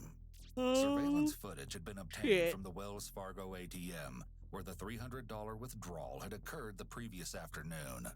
The time was 12:10 p.m., roughly 15 minutes after the last activation of Reed's alarm system at a location less than a mile from the residence. Though they expected to see Jennifer, what they found instead What they was see, shocking. what they see, what they see. Video showed a mysterious man stationed at the shit. ATM. He appeared to be middle-aged and was wearing eyeglasses, a white t-shirt, light-colored shorts, and bright blue tennis shoes. He had a white towel draped around his neck, and his hair was pulled back in a ponytail. On his left wrist was a watch with a distinctive plaid band. Reed was shown images of the man and the unique watch, but neither were familiar to him. Shit. Apparently, They have the a man pretty had later okay returned to the image, same like, ATM considering. at 4:33 that afternoon, and what proved to be an unsuccessful attempt to withdraw more funds from Jennifer's account. This time, however, he was dressed in different attire. He wore a dark-colored baseball cap along with what appeared to be a dark-colored jacket.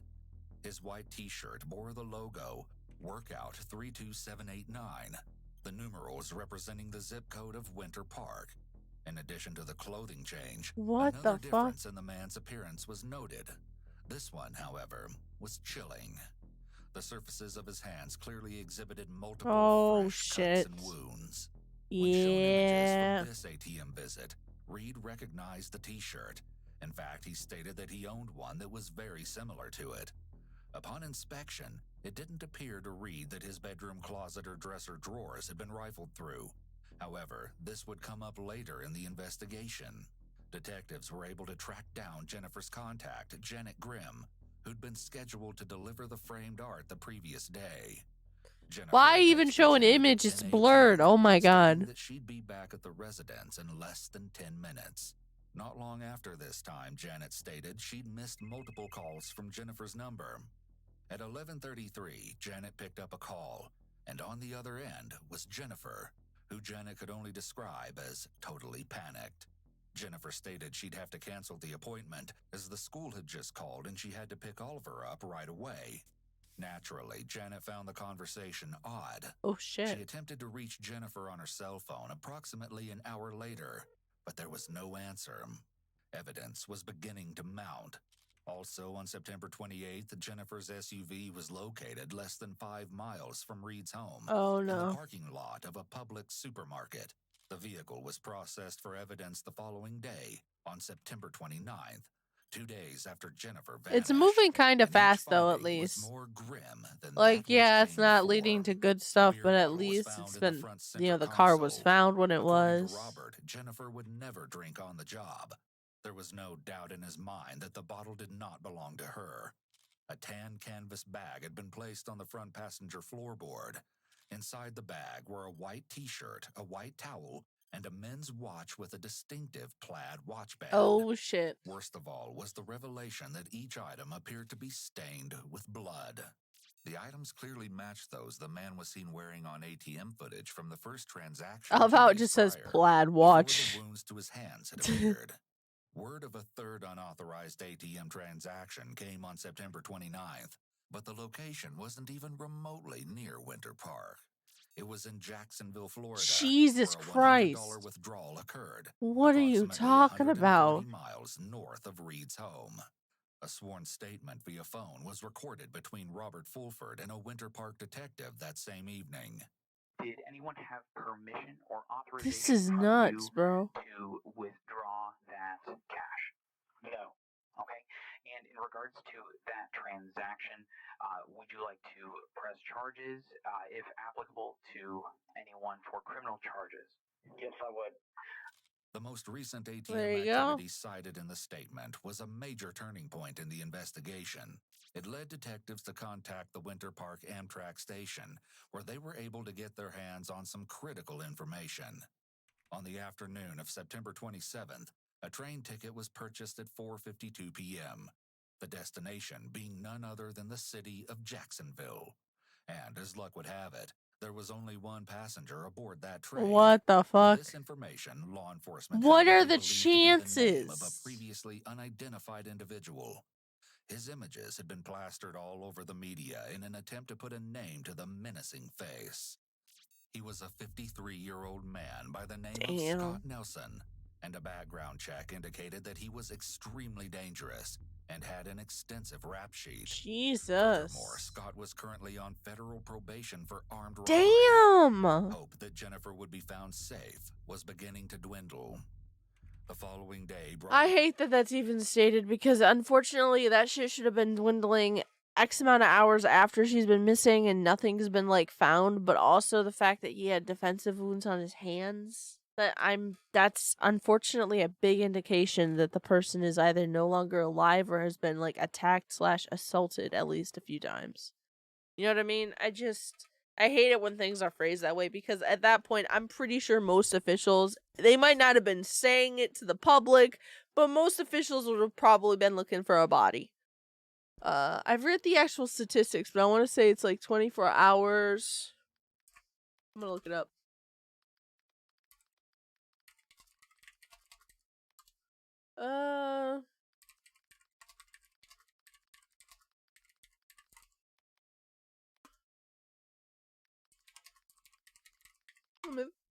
Look it up. It's rare for people to go missing more than a day, and almost 3/4 of them are found within 24 hours. So basically, after 24 hours, more than likely you're going to find someone who's dead. 72 hours, more than likely definitely dead.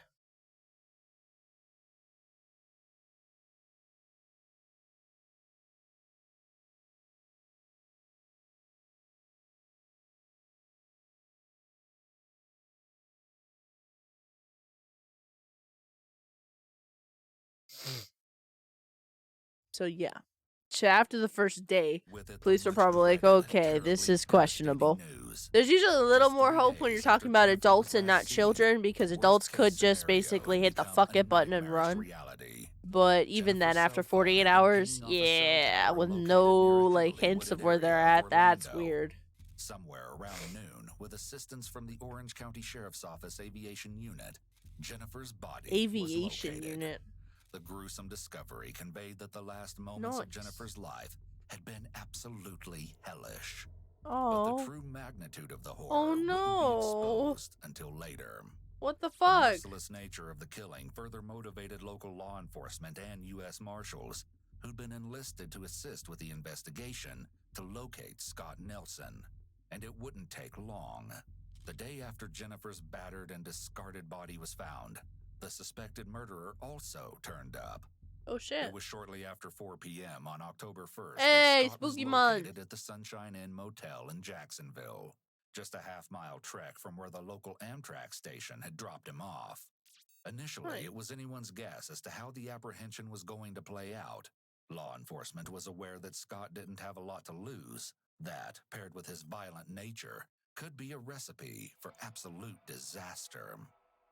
The showdown began with Yeah, Scott's that's never refusal good. when ordered to exit his room, but it proved to be short-lived, and Scott was taken into custody without incident. That's not However, very the spooky. Okay. investigation had essentially just I begun. mean, I don't know A what couple she hours went after through, his but it sounds like it apprehension, wasn't the great. suspect had landed himself in an Hey, interrogation we room. saw him at the The very following beginning. never-before-seen footage has been analyzed by a qualified team, including a licensed attorney, a licensed clinical psychologist, and a licensed I'm professional going to counselor. shit myself if more of those arrows appear. Please don't do that. Just going to be a little bit.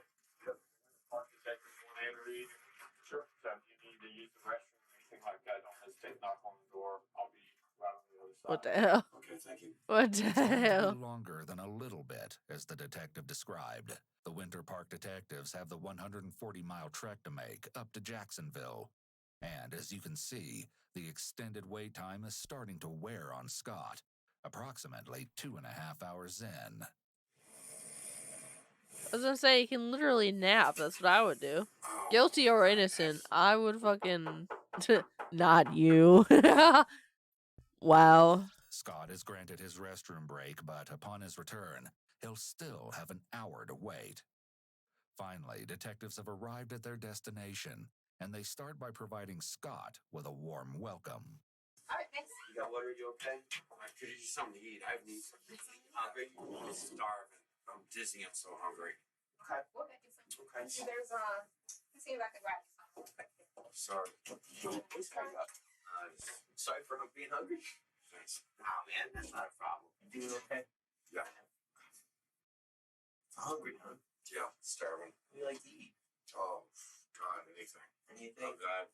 I'm not too fussy. You got something? Oh, that's fine. Energy in here. That's good. Good. I'm good. Is it pizza flavor? No, sorry. Oh, no, I'm good. What you guys? All right, Scott. So we'd like to talk to you now, and I'm sure you probably have a million questions too. So yeah. The detective states that they have to go over his Miranda rights since he's in custody. He also swears in Nelson. This is not a court or official judicial proceeding, but perhaps an interrogation tactic to emphasize the desire for truthful answers.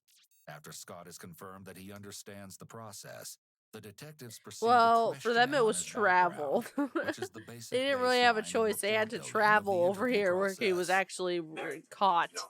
Okay. Hey, we're close? Nope. No divorce or anything. Huh? No. Hey, you're a lucky one. Children? No children. Siblings? Brothers? Sisters? Yeah, I have a couple brothers. Couple brothers? Okay, older. So you're the youngest, huh? Yes. I was about to say, so After he's a the little youngest small one. talk, Scott is starting to grow impatient. Can I ask you something? Ask away. Go ahead. I'm under arrest. Yes. What are my charges? Okay. Right now we got some issues with some credit card use. Okay. So I'd like to go into that. All right. And say what credit card? Because I don't know. So you don't own a credit card? No. You have a debit card, ATM card? I'm trying to think. I think I do. Okay. I wonder if he thought he was gonna get caught. I think that's the first question that goes through my head for any of these motherfuckers. Because some of them you can tell from how they act, or you can mostly tell, right? Or they seem so fucking surprised. It doesn't seem like an act. It seems like they didn't think they were gonna get caught like that. Of course, Scott doesn't want to provide any sort of answer here. The mere mention of a debit card likely set off alarm If Scott bells in is his smart mind at since all, he's used and Jennifer's Scott debit seems to card. have some type of money, I would think, considering the circle of people that he ran with, Scott should just shut the fuck up and ask for a lawyer. He's not going to, but he should. Well, let's go back a little bit. You were in Orlando last week? Mm-hmm. Okay. How long had you been in Orlando for? About 4 months. 4 months? Where were you before you got to Orlando? Prison. Okay, so you got out of prison, you came right to Orlando? Yes. Were you in prison in Florida, or were you in prison somewhere else? Somewhere else. Federal. What made you come to Orlando? It's just where they assigned me to. Oh, for probation? Yeah. Okay. So you're doing some federal probation time? That's correct. Okay. Where were you staying in Orlando? With the Mission. Which one? West Central. The rescue mission over there, right by the old police station. Yes. How'd you like the rescue mission? Okay. Not even that. He has a history of, like, he was in prison. You would think that he would know to just shut the fuck up and ask for someone to represent him. What'd they have you doing? Painting apartments. Apartments? Like new apartments or old apartments, like refurbished or what? Like the villages. Okay. Some, pretty nice places. Are you still employed with them? When did Okay, that so stop? he might not have been doing well. A couple weeks ago. What happened? I'm just curious to know where this is all headed. Well, that's what we're getting to. Will I have an attorney coming in here? That's totally up to you. You tell me. I mean, Oh yeah, no problem. what would you like? I think since I've been arrested, I think I'd like an attorney present to speak. Scott is polite and formal in addressing the detectives. Hey, and did he presents as actually do the confident when he thing? expresses that he wants an attorney. Even if we didn't know of Scott's criminal history, it's evident that this isn't his first rodeo. He seems to know his rights and doesn't appear intimidated by the interview process. But just like that, after all that waiting, the conversation has come to a halt before it's really Hey, even let's gotten off go. the I ground. mean, I don't While support if Scott he did wasn't in the stuff, mood but to talk it's on good that that he was particular able night, to it would be only like, be a matter hey. of time before he'd have a change of heart. Oh my god. For lack of a better way to describe it. Because as you're about to hear, someone who could inflict such an agonizing death upon another is as heartless as they come. Truly evil right down to the core.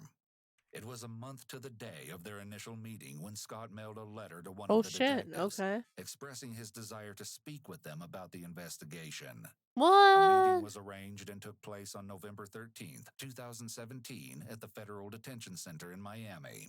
It's approximately 10:41 a.m. at FDC in Miami for an interview with Nelson. This time around, Scott is so forthcoming the details are likely to turn the stomachs of even the most seasoned detectives. However, the most shocking element of all is his alleged motive. What It's the fuck? utterly unfathomable. I know what you said in the letter, and so I want to go over the letter with you. You know, like I told you last time, I know there's stuff you want to tell us, and we'll go from there. Okay. Yeah. The detective covers Scott's Miranda rights, then the conversation begins. What prompted you to write the letter? Well, yeah, because of the conditions that they have me under. I'm treated very hard where the other inmates aren't. It's got to change. I mean, something has to change. There's a quid pro quo. I mean, you guys have the answers that you need, and I have that information. Essentially, Scott is admitting that he's willing to speak in order to gain better treatment for himself. Jesus Christ. Not to help the victim's family or do No, the right here's what I have to thing. say. There's a lot of fucking motivation- instances where this is why they do what they do. I mean, they don't usually do it just to give families closure. If they had that kind of empathy in them at all, most serial killers or killers wouldn't fucking kill. Self-centered and narcissistic. The detective is willing to listen to everything Scott wants to get off his chest. So this is your show. So what do you want to talk about? Well, for instance, I was on the street for months and had nothing. I really had nowhere to go. I had nothing going for me. Really don't. I'm trying to help you as well as help myself here. Well, life has really never been that easy for me. Do you know that I have a colostomy? I do. You do. Okay, so What the fuck? At your prisons, they wouldn't give me the reconnection. They would help me. I mean, things are just in the toilet and they're getting worse and worse and worse and worse for me. And it's not going to stop until I'm either dead or something. They're not going to stop. That's what we don't want to see that happen. I'll tell you right now. No, I don't want to see that happen. I know the detective. Scott continues to focus on himself as the victim in the situation and takes no I want to know the accountability for details of he's what he done. did. I'm actually curious. What created this whole thing to be. 13 bitches. I was thrown to the street again, and I had nowhere to live. I'm completely broke. And, I've been in Winter Park a few times. Okay. How It was did the he first time kill I've her? been in Why did he What kill happened her? there was, I noticed that it's a very affluent type of place. Yeah. It is. Well, people have a lot of money and things like this, and they have a different lifestyle. Where 15 minutes away in Orlando, where I was living, people are dead ass broke. Yeah. I wasn't particularly happy with this. Quite the understatement we'll soon hear. It cut much deeper than that. It seems like Scott grew increasingly bitter and resentful as he took in the fact that he was struggling to survive, while there were large communities of people not far from the shelter where he lived that enjoyed an excess of comforts and luxuries. It's important to keep in mind that people with Unfortunately, antisocial that's just personality how it is, disorder, especially in the ASPD, US. You literally could have like a fucking community that has dead ass broke that struggles to survive, and then fucking the next neighborhood over you have motherfuckers that have like nannies and shit. Like, huh? You what? This is why they justify committing violent crimes, because they're willing to do anything to try to obtain what they feel is rightfully theirs. It also seems that Scott is highlighting social injustices, but ultimately, his beliefs seem to boil down to the fact that he thinks he's entitled to the same comforts that the residents of Winter Park enjoy. In addition, I think it's easy for a lot of people. Here's the thing, and I might be very like simple-minded, right? But I feel like it's very easy to compare yourself to other people. Well, no matter what you're looking at it, what you perceive to be your quality of life, your income level, even hobbies that you do, your career or your job, all that kind of stuff. It's really easy to compare yourself to other people, but I think at the end of the day, as long as you're at least somewhat content with how you live, and you give yourself time to breathe, and you give yourself time to grow, and you give yourself time to kind of enjoy yourself, then that shouldn't matter. I don't think it should. Maybe that's dumb, but like, my family's been low income my entire existence. I've been low income my entire adult existence so far, but you know what? I still have fun. I still have fun. I still have a job that, while is shitty at times, has some really awesome people and has some really interesting experiences. And I don't think that's necessarily a bad thing. Ooh, share in the Discord, Alphonse. Share in the video section. I want to see it. But yeah, no, honestly, I think end of the day, as long as you are happy, as long as you are able to do little things and have little moments of joy, whether it be, a hobby situation or like make time for yourself. Like, I know some people who are like, you know what, I don't have a ton of active hobbies, but once a month, 2 times a month, 3 times a month, once a week, I go out and I do something. I either go to like the movie theater, I go to the beach, I go whatever. Like that kind of thing. And I think that's feasible for almost anyone in any income bracket as well. Because you can do things like go to the beach and shit that's borderline free. Like, that kind of thing. I don't think it's bad to want to live a life that is better. I don't think it's bad to want to have a better job. Or that's why I said I think it's good that you still continue to grow in some ways. You still try to grow in some ways. That way you're not stagnating, but at the same time, you're not bitter and you don't grow angry because of the position you're in. I want to order his gilded doorknob. Okay. Ooh, share it. I'm going to see if there's a way I can veganize it, Alphonse. I hate that, though. I hate people who are very spiteful just because someone has money or just because... It's like, if you have a reason to be spiteful, then yeah, I get it. But otherwise, like... do you and try to be happy, man. Like, I don't get that. Slighted by others, whether the offense is real or imagined, they will stop at nothing to get even. They won't feel satisfied until they have sought revenge. Oftentimes, their idea of getting even is retaliating in a manner that is far worse than whatever the original offense was. They don't believe in an eye for an eye. They believe in delivering a much harsher punishment than what was done to them. Scott states that he was released from prison that previous May and had been on the streets for about 4 months as the rage inside And here's what I have to say, that fucking sucks. And it has to be really hard to claw yourself out of that position. I've talked about it before, being homeless, at least in the US, is one of those things. It's just like, goddamn. Because it's like everything's against you. Usually in order to get a job, it's much easier to do that if you have at least a place to live. It's much harder to, and I think there's actually been studies, at least in the US, of having to do with it, but it's much harder to maintain a job whilst homeless than otherwise, because you're struggling to do basic shit. You're struggling to, like, stay hygienic. You're struggling to straight up survive. Like, binging with Babish? I don't think I've heard of that. Is it really boring? Though I would get his permission first. Yeah, if it's a content creator, then yeah. But like, it is. It's much. I'll give him credit where credit's due. It is very hard to be homeless. It is very difficult to have any type of like happy existence and be homeless. But and like, continued to build. I'm willing to help you people because I'm going to be found guilty even if I didn't say anything. You have enough forensic evidence to oh, get it's a just capital cooking. murder on me right now anyway. It's very possible that due to Scott facing such extreme adversities during his probation, including issues I with still want to do a healthcare and cooking difficulty stream. obtaining Just not food, something I can it's do right likely now. true that he didn't care if he was incarcerated What? for the rest of his life. It's an extremely dangerous scenario to have an ex-con feeling he has absolutely nothing to lose. So he basically does what I want to do, because I would love to do a Twitch maybe series this wasn't where such a bad I outcome when he recreate looked at the harsh reality of his vegan daily versions life of things while being from out of movies prison. and games and shows and Scott stuff. described the terrible conditions he was subjected to in prison, but it seems that the realities of freedom weren't that much better. People can become so used to life on the inside that when facing And that is life a on the very big outside, issue as well with they our lack the prison skills system. to function appropriately. It's also the fact that it's so much harder to get a job and to get be in a stable environment after you're released from prison in the US as well. This is another thing that's a problem. It's kind of the same thing with US with people who have served time in the military. That's also something that they struggle with.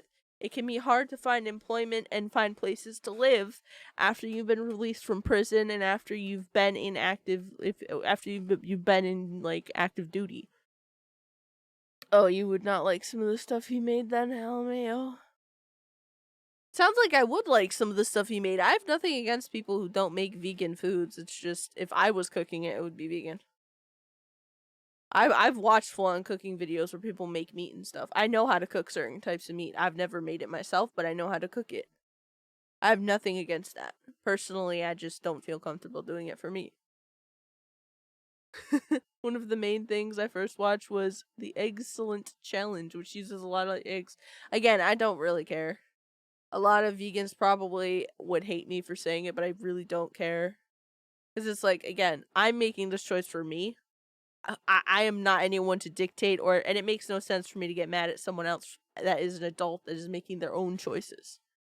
You know what I mean? I get upset at the vegans and vegetarians that get all uppity and are like, how dare you? And it's like, because you're another whole individual person with your own stories and your own choices to make.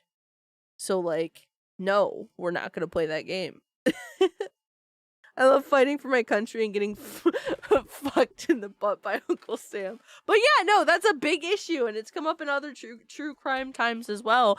That, at least in the US, you're basically kind of boned if you end up in the prison system at all, or if you end up, you know, unfortunately serving in the military. Like, you automatically get a bunch of disadvantages handed to you once you're out of said situations, which sucks. What the hell? I'm sorry. Hey, Wizard, why are you Among Us in chat? What's going on there? What's going on there? I'm walking around Winter Park and all these people, you know, they have money, they have beautiful homes, beautiful families, cars, diamond rings. Okay. I hope you're doing good, dude. And I wanted to make it an example. Okay. Scott explains that during the month of September, I still want to know what he did to her. What did you do? They described her body as mangled, I think. What did you do? And it's very disturbing. Oh no. That's when, you know, about 11 o'clock at night, that's when, in my mind, I officially died. Nice, Wizard. I'm glad. You know what? I'm kind of glad that people admit to the shit they do at 2 and 3 a.m. in my stream, because it makes me feel like a normal fucking creature. Here I am, right? I'm clean cut, I'm intelligent, I'm highly employable, I work like a dog, and I can't have nothing. I'm just dead. It was that very night that Scott made up his mind. No, for real though. At some point, check out their YouTube channel and look at like the. Okay, I will. It sounds like I would enjoy their content. I've seen like random other content creators that do like foods and stuff, do foods from video games and stuff. Nice. No. Anyway, got luck with your true crime business. Make sure to okay. Okay. Have a good evening, Wizard. Get some sleep.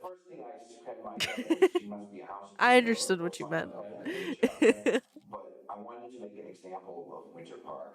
Right. Okay. Right, wrong, or indifferent, be it evil, be whatever. That's what I was going to do. It's ironic how Scott makes himself out I to be played the through like victim of 3/4 of the first poverty and Kingdom Hearts recidivism. game. But then he I never targets actually Jennifer, finished whom he it though. admitted looked like a house cleaner I don't to even him. remember He exactly what claims to have a happens. grudge against What the the hell, affluent people Hypnotic? of Winter Park. I remember Yet he really targeted liking the music someone in who it. he said himself was part of the working class, and not the affluent class. This highlights that his actions really had nothing to do with the injustices of the world, and everything to do with releasing his rage however he saw fit. So he was just angry. He needed anger management, and he also needed help with just getting his life established, I think. Everything came about that Getting mysterious stability. month of September, where Scott has chosen not to disclose the location at which he No, was living. I don't think I did. I'm pretty sure I only ever touched the first Kingdom Hearts game. And there was a gentleman, long story short, I like the design of the Heartless creatures. I forget what they're called. that's how I I knew think about they're the called house that she Heartless. worked at. The shadow creatures. To do- Those things. Well, yeah, he said, hey, The kill her, demons, and he Jim. was a sleepover, right? But he leaves it at that and transitions straight to September 27th. And if Scott has been successful in garnering any sympathy from the detectives, it's likely that Kind of every like ounce people of who it will recreate now dishes from like different anime. That shit recounts look the busted, terrifying dog. events I don't care if it's vegan or not. That shit look busted. Yes, right. Yeah, they had delivered a package. The guy delivered a package, and the minute he drove away, I went out and I rang the doorbell, and Jennifer answered, and I said to her, I said, you know, they have a package on the doorstep here. Sure. And she said, yeah, I know. And she was looking at me a little odd, like, yeah, who are you? Why are you telling me this?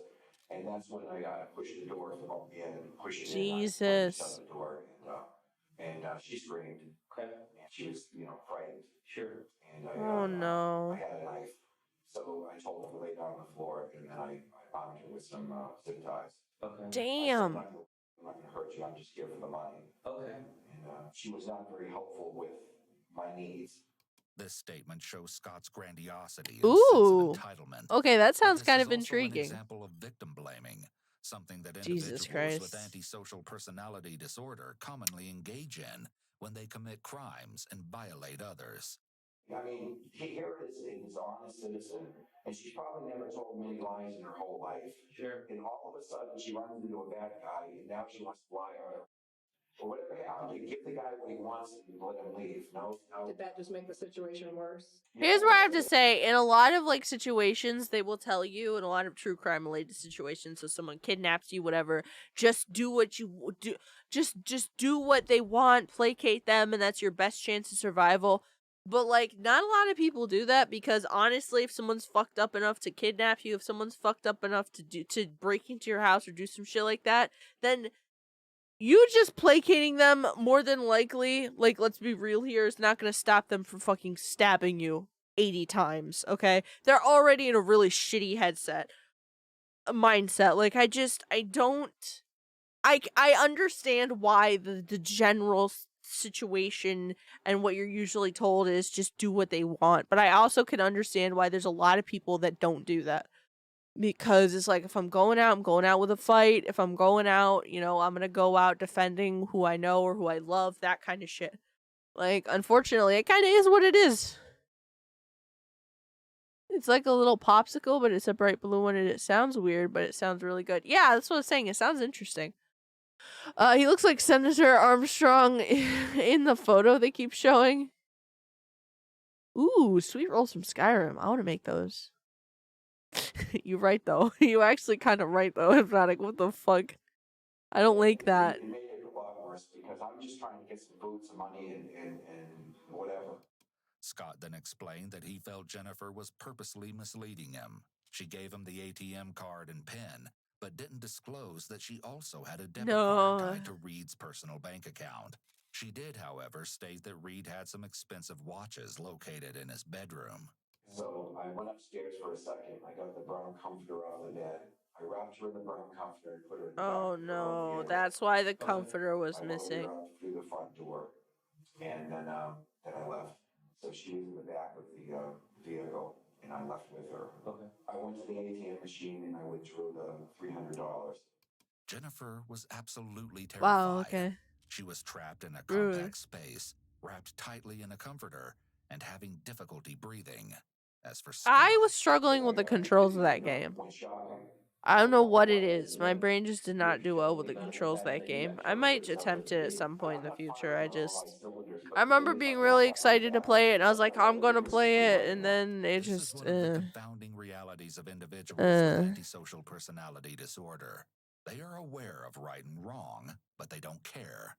Their own needs are always at the They don't forefront give of a their shit. thoughts, intentions, and actions. True. I wanted to have the owner go to the bank and withdraw a large enough sum of money so that I could, abscond, and that didn't happen. So now I have a checker in the back of the vehicle, and Okay. We're not disrespecting grandmama, and we're not talking about grandmama titties, okay? I fucking refuse. Those don't even count in my head, okay? And she's telling me, through all this whole experience, even in the house, she says, I'm really afraid you're gonna kill me. Please don't kill me. God damn it. In reality, I'm having a hard time having compassion because I've been brutalized for so many years. That wasn't even her house. That was, oh my god. A true statement. When people experience long-standing trauma, they can become numb and essentially void of any feeling or emotion. Okay. Alternately, those with antisocial tendencies tend to lack the capacity for emotion and connection to begin with, due to neurological differences. So it's possible that this has always been his version of normal. It's the human condition. Absolutely. Her phone started ringing, stuff I just shut it off. So I finally found a place to put Jennifer. Yet again, Scott confirms that the killing was completely premeditated. He details a purchase he made that consisted of items that would be used to murder an innocent person who happened to be in the wrong place at the worst possible time. Aww. Fucking Walmart is always in these fucking stories. What the hell? I purchased it with a check. Scott's estimation was close, just off by a few days. He made the purchase at an Orlando Walmart the afternoon of September 16th, 11 days. Speaking of retail, I didn't bring this up. Bro is the nerd emoji. Old nerd emoji. How you doing, Naps? I keep seeing someone playing RimWorld, and I just think of how that'd be a sick... Okay. Alright. No, you're not wrong, but, like, god damn it. God damn it. Speaking of retail, because Walmart, like, I don't think I brought it up. I don't think I brought it up at all in the last stream, but yesterday was weird, because yesterday I had a customer in the money area trying to pick up over $2,000, and he didn't have an actual ID. He had a driver's license from Turkey, and I'm like, yeah, we don't accept that. And he just did not seem to understand. I thought security was gonna have to fucking get involved, but he actually didn't. He kind of stomped off, and he was upset. And I'm like, if you're gonna have someone send you money, look up what ID you need, especially if it's over $2,000. Like, I think it was 2,800 if I remember correctly. It might have been a little less than that. All I remember is it was over 2,000. I was like, okay, this is not the average transaction. And then I had the fucking quintessential white woman Karen come into the building when I was working customer service yesterday, and oh my god. So she first pokes her head in and she's like, excuse me, you guys are open, right? I'm standing behind the counter and the light is on. There's no indication it's closed. I'm just like, I stare at her for a minute. I'm like, because I'm on fucking cold meds and I'm just trying to wait until, like, I'm just trying to hold on till the end of my shift, and I'm just like, yeah, the light's on and I'm here. Like, we don't normally close for another hour and some change. And she's like, okay, I'm just trying to make sure, because and she just kind of walks off. I'm like, okay. So she fucking comes in. She has the fucking Karen haircut too. You know the one that I'm talking about, with the fucking, like, slanted bangs and shit. She comes back in with a huge box, and it's like an AC unit, right? I'm like, okay, fine, whatever. This is an easy one to do. And she even has the receipt. So I'm like, okay. I'm like, well, what's wrong with it? And she's like, oh, it's the wrong unit. It's not what we were looking for. She let it slip when she was talking to me in security later on that, or AP later on, that she actually, part of her job is going through and renovating, like bed and breakfast situations. Like, where you rent a house while you're on vacation type of deal. So that's what she was doing. And I guess her story was she bought the unit earlier in the day, which she had the receipt saying that she did. She got there and the person doing the renovating was like, this is the wrong unit. We can't do this. So fucking... What the hell? No. Why would you even say that, Hypnotic? Why would you do that? That's not okay. That guy from TLC haunts my fucking nightmares. I'm gonna be quite honest with you. Like, he was so happy, and he came out to his dad, and his dad was so disgusted. That shit was just... Oh. That and Balloon Guy. That and Balloon Guy is gonna be there till I die. Till I fucking die, dog. It's gonna be in the fucking vault. But yeah, so anyway, the top of the box is taped, but it doesn't look messy taped. It looks like someone just literally taped it back up. Straight down the middle and on both sides. Because it was taped and because it's a bigger item, I checked the receipt, I put it in the system. It was over $300. I was like, okay, I gotta open it up, I gotta check it. It's standard policy and protocol for anyone in customer service to do that. Pull out the scissors, open the box. I peeked down the front of it because of how big and like obnoxious the actual thing is. It's just awkward. And I noticed right away that the top of the unit is slightly stained and the front of the unit doesn't match the actual picture on the box. So at that moment, I'm like, oh shit. I'm by myself in customer service. I call on a manager and I'm like, I need help getting this out of the boxes. I physically can't. Like, even if I wasn't sick right now, I wouldn't be able to lift this out by myself. He's like, I got you, no problem. We take it out and it is very evident this doesn't match the box. It looks used. It looks like a used fucking AC unit that someone just put in that box. Yeah. It's straight up, it's the same brand, but it's an older model and another brand actually helped make that one. So it doesn't match whatsoever. And I explained that to her. I'm just like, okay, so I'm going to have to call a manager higher up for this because the product in the box doesn't match the box. She's claiming that she didn't even open it, even though she said earlier that the fucking contract or whatever opened it to check it. But she's now claiming that she didn't open it. She just got it from the store, which she did just get that box from the store. It's just, she's claiming that she got it from like a weird area of the store, and there's this person that works in the back of the store that got it for her, and she thought it was weird, but she was like, whatever, and she purchased it anyway. I'm like, why would you buy something for over $300 if you thought the circumstances were really weird? That doesn't make sense to me, but whatever. So my manager's busy calling the manager above him and calling AP to check on the situation because it's like, yeah, this is weird. She didn't steal. What she probably did is she just fucking she probably bought, I'm not doubting that she bought the actual original unit. It looks like she bought the original unit. She went back, she put it in wherever she wanted to put it in. She took the old unit, she put that in the box, and she tried to return it because a lot of people don't think that a lot of customer service peoples are going to check the boxes when it comes to bigger items because they figure they're just going to look at the box, maybe peek at the top of it and go, oh yeah, there's a thing in there. I'm one of those assholes at my job where if it's over fucking $40, I'm checking that shit. Like, I'm opening that box and I'm checking that because that's on me. That's my job. Like, will my company overall miss that $300? No, it will not. But you know what? That puts my position at risk. So no, we're not playing that game. And I've had people swap out stuff before. Usually it's TVs are a big one for the store that I work at. The serial numbers won't match the boxes, which basically means they swapped out the TVs. So even if it's the right brand of TV, the right type of TV, if that serial number doesn't match, it's not that product. We can't take it as a return or an exchange.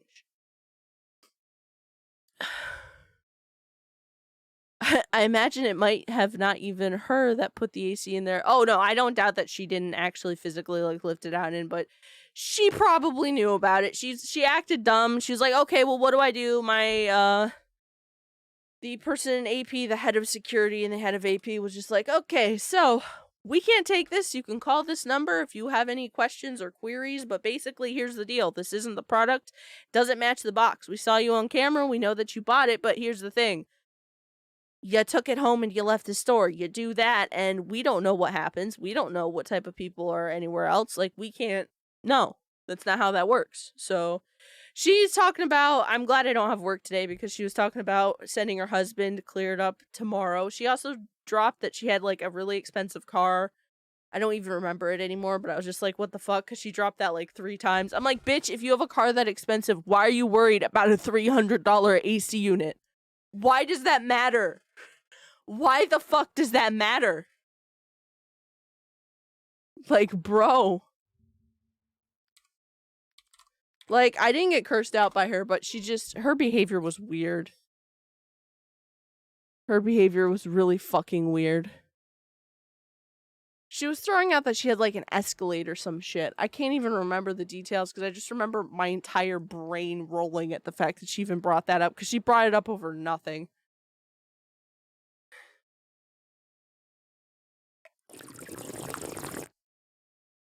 It was some type of shit. But yeah, no, I had to like, I forgot to mention that during the stream earlier today, but that was just like, huh? Number 1, what are you doing in this ghetto ass store? Number 2, why are you hung up on $300? Like, that don't fucking make any sense, Karen. Fucking leave. No one wants you here. And all of us basically laughed her out because we're just like, yeah, no, you can leave. You can leave. I don't fucking know, dog. But she mentioned it like 5 times. Like, I kid you not. It's something that me and, something that the manager specifically mentioned after she turned the corner to leave. No one asked her what type of car she had, but she had to drop that like 5 times. I was just like, bro. Jennifer's murder. This I confirms fucking that can't, whether Jennifer man. cooperated with Scott's needs or not, he was going to murder her. There was nothing she could have done. Aww. Detectives met with asset protection You just have a fucking picture of a Walmart. What the after fuck? the confession and saw it all on surveillance footage. I genuinely don't know. $500 worth of items, including food, several cartons of cigarettes, and blue tennis shoes. And then there were the most incriminating items. A utility knife with a green handle, a package of 18-inch cable ties, and a roll of duct tape. It's funny because she's talking to the fucking head of security. And she's like, okay, so I don't understand what I'm supposed to do. I bought this here, and I came back to return it, and I don't know why I can't return it. And my fucking AP was like, literally dead face looked at her, was like, we've already explained this to you multiple times. Call this number. Otherwise, we can't help you. Good luck. Like, what the fuck? I bet this bitch don't even own an air fryer. You know what's sad? Our family's air fryer is still dead. I need to get a new one for our household. Oh shit, what did he do? Located a secluded wooded area, and sadly, it seems Jennifer is well aware that there's no chance she'll make it out of the brutal attack alive. So I got her out of the vehicle, and she started getting louder and louder, so I put some duct tape. Could she breathe with the tape put it on her face? Very little. She's pleading for her life. Did you ever hit her in the head, or did she ever hit her head on the ground or anything like that? Back of her head? Yeah. Yes, I punched her.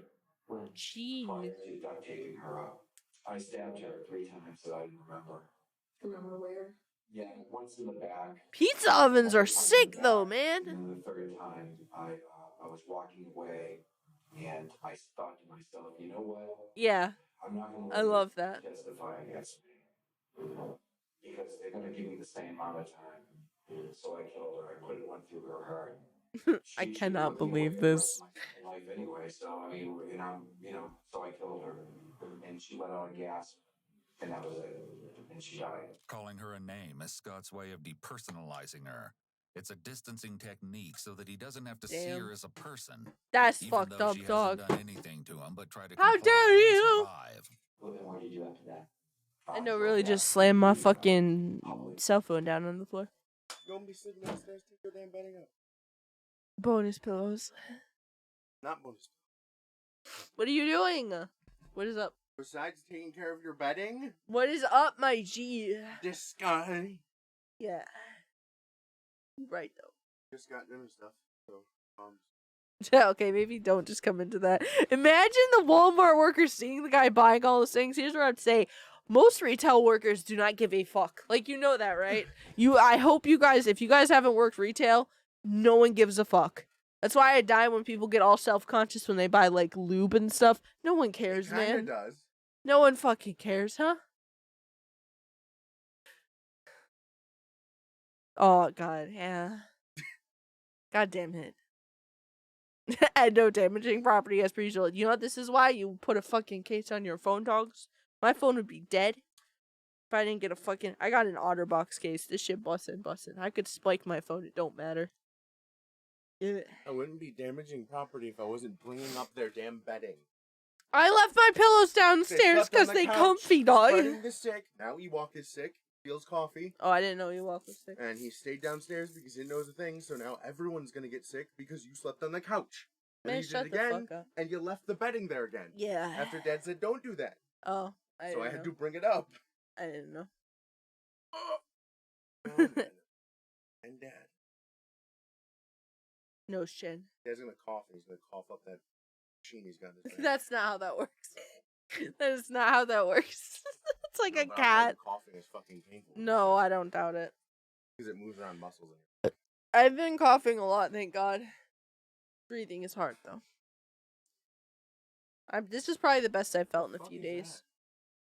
It looks like it was potatoes, but why is it so yellow? It was curry noodles and potatoes. Oh. Yeah. I should collect air fryers. I'd be the most respected individual on earth. Nice. We're talking about money and shit, because I was talking about, I told you about it, I think the Karen customer yesterday that came in with an AC unit that was a totally different AC unit in the box, and she was just like, what do I do? And then she name dropped that she had a specific type of car like 5 times. It was like, no one asked, bitch. What the hell? Don't say yes! Well, it's to get an air fryer. Yes, I would recommend an air fryer. That should actually bust in. You know what I want to get? Which I still need to probably replace the air fryer at our house because it's dead. I would like to get a fucking grill. I crave a grill. I want to grill some corn. I think I broke. That shit fucking bussin'! Grilled vegetables just taste different. They hit different. I think I broke Ewok earlier. Okay. We were playing Injustice 2, and I've figured out. I was playing as Sub-Zero, and I figured out how to basically annoy him with the attacks. Nice. And it got to the point that he looked it up. He was like, "What am I supposed to do? What am I supposed to do?" You broke the ban. Grilled meats, I would assume, hit different as well. Grilled tofu fucking slaps. If you marinate that shit correctly, that shit fucking slaps, dude. True, that's why I cook my deli sandwiches. Grilling anything tastes different and epic. You're right, dog. Hello. Oh, full warning to you, you may want to quarantine. Because, Ewok's never had tofu? You should only ever have tofu if you actually look up a recipe and do it yourself, or if you go through like an actual place that specializes in it, because tofu can taste like disgusting if it's not properly prepared. Like, we've had tofu from restaurants that supposedly know what they're doing, and that shit tastes like poo-poo doo-doo. The biggest thing if you're making it yourself is you need to make sure you press that son of a bitch, and then you let it sit and marinate for a while.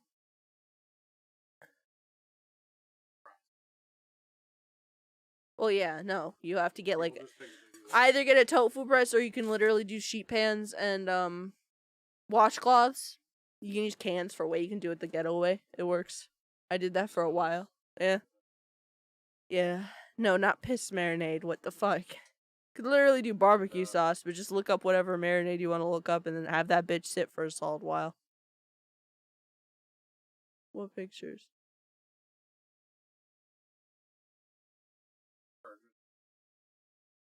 No? What? Again, the back. Oh no! What? Oh no! Wait, your back charger? No. Send me a link. I'll buy you a new one. Send me a link. I'll buy you a new one. I didn't even notice. I don't know. I think that's part of the issue there. I didn't notice it, dog. I literally just sat down. I was so ready to go home. I don't know what you're talking about, dog. That's your bowls they're using, dog. What the hell? I would probably. Those are so good. I like those bowls. We have new glass see-through bowls and plates, and I love them. I would probably marinate tofu and barbecue sauce. Hell yeah. I wouldn't blame you. I mean, honestly, tofu is good with whatever. The biggest thing, like I said, is that you press that son of a bitch, you let it stay pressed for a while because it drains. Like, it has a lot of liquid in it. And then you literally just, see-through boys. Straight up glass bowls and plates. I love it. I need to get more chopsticks, though, because my chopsticks got thrown out. Breaded tofu is good, too. Breaded tofu can be really good as long as it's like a decent seasoning mix and then you actually fry it nicely. That's the other thing, cooking it can be kind of annoying, but like you gotta make sure you cook it correctly as well. See-through balls. What? Go to a doctor. Balls. Fucking balls. I'm playing with Play-Doh that has balls in it. It's supposed to be slime, but it isn't slime. It's supposed to be cloud slime, but it fucking isn't. I'm 2 seconds away from placing like a $300 Etsy order for slimes, dog. Why? I want to play with them. My hands crave it. This is not the same shit. You've had slime before. You have a slime They're not the same shit! Don't you have a slime kit? I'm not eating the tofu toast with tomato. What? I'm not eating the Play-Doh. I'm not 8 anymore. Anymore? Yeah. You're gonna have to 8 is the last time I remember trying to eat any Play-Doh, and it was on a dare. I had to for my honor. What kind of autistic? What are you talking about? When me and the Boy Scouts did dares, it was always like, what do you mean? This flaming object. Oh Or, my god. Go in that abandoned building. Apparently for you guys, it was like, you need some Play-Doh. What the fuck? I don't know what you're talking about, dog. What kind of pussy dare is that? Eat this Play-Doh. I don't know what you're talking about.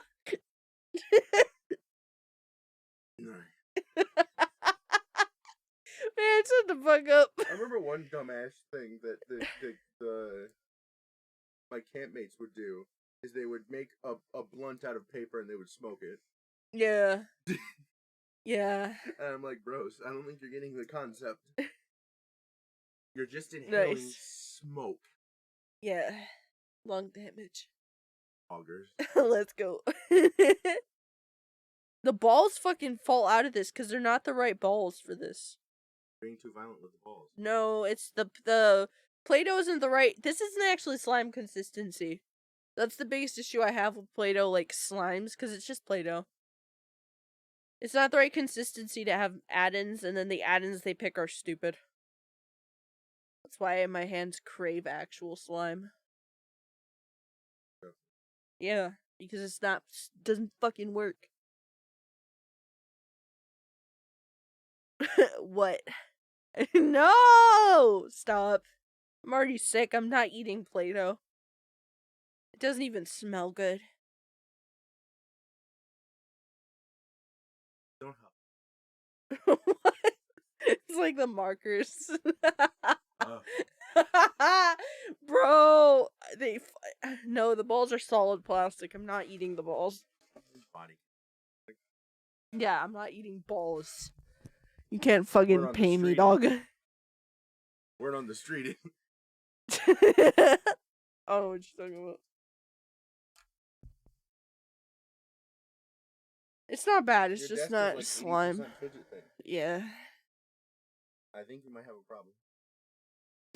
They wouldn't make commercials of Play-Doh being shaped into food if it wasn't edible. Hypnotic is that kid. Hypnotic is the reason that they say fun to play with, not to eat at the end of that commercial.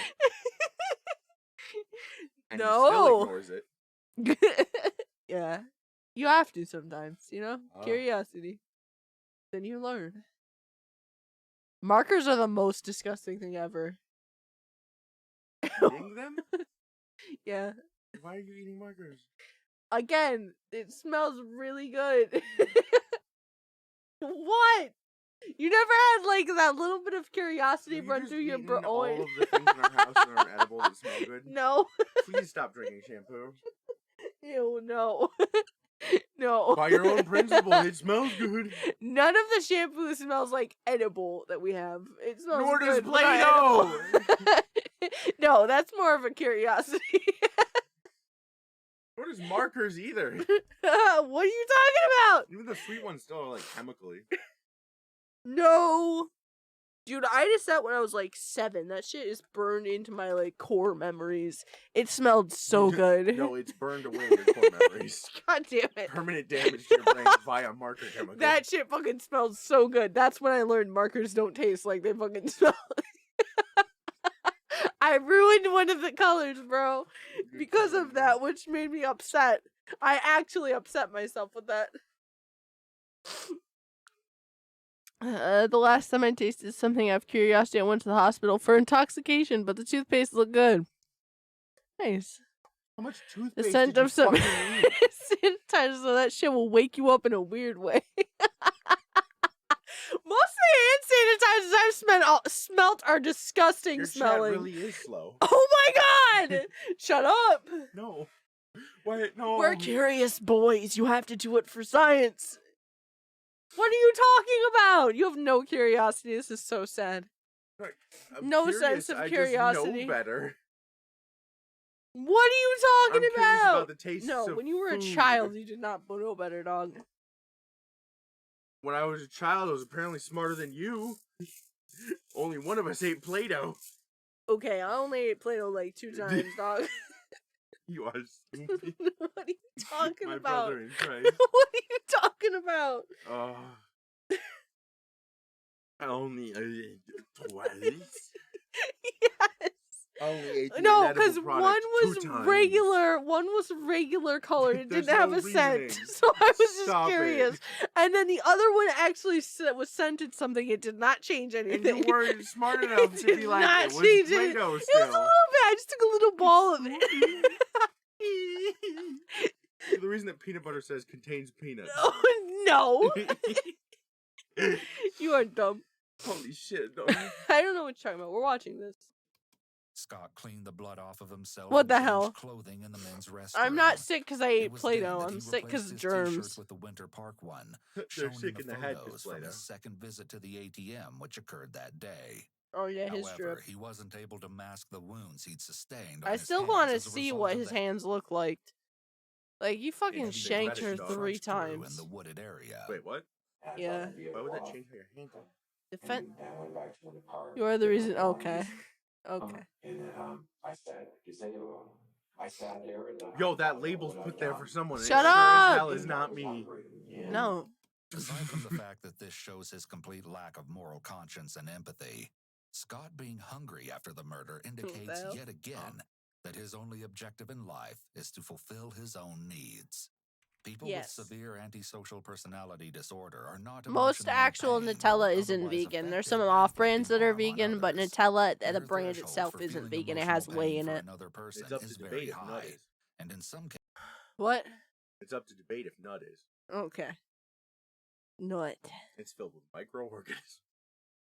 I feel like it's fine. Baby batter. It's fine. cases such as Scott's. I've already non-existent. fucking talked about this Scott in ventured to a detail on my nearby stream. It's 7-Eleven, vegan. It's and fine. of all things, he That's If you're gross. one of those uppity vegans, then sure, you can't. But, like, I'm not. Damn, It's bro. fine. Seems like you're on vegan. Well, like I said, the off-brands for Nutella, some of the off-brands are vegan. It's literally just because they put whey into it. I guess the Whey only is reason. powderized milk. No, that's totally valid, Alphonse. Well, I called it the blood Valid, pizza. but isn't Nutella like What? worse for you than peanut butter? Wait, what?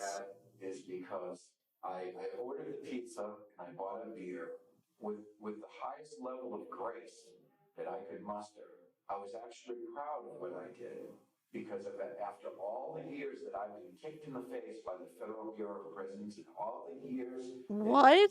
not attaching my colostomy and all the years of getting beat up and tormented and everything, I finally had a certain level of self-respect. I finally made someone pay. You made a random fucking innocent victim. What are you talking about? Blood pizza because somebody died for me to get this pizza. Jesus Christ. And I'm holding the beer. Death pizza. The flavor is pain. And everything in Publix. And I'm walking down the street while all these rich people are walking around buying jewelry and they're having their good life and all this stuff and wouldn't give a crap about me. And so I'm carrying my pizza. Little do these bastards know what I had to do for this freaking pizza. It's fine. And I walked right up to that gazebo and I ate that pizza. Every bite of it, and I enjoyed it. Peanut butter isn't exactly good for you unless you're buying some brand. And I hope. My only regret is that I hadn't killed 30 more. Jesus Christ.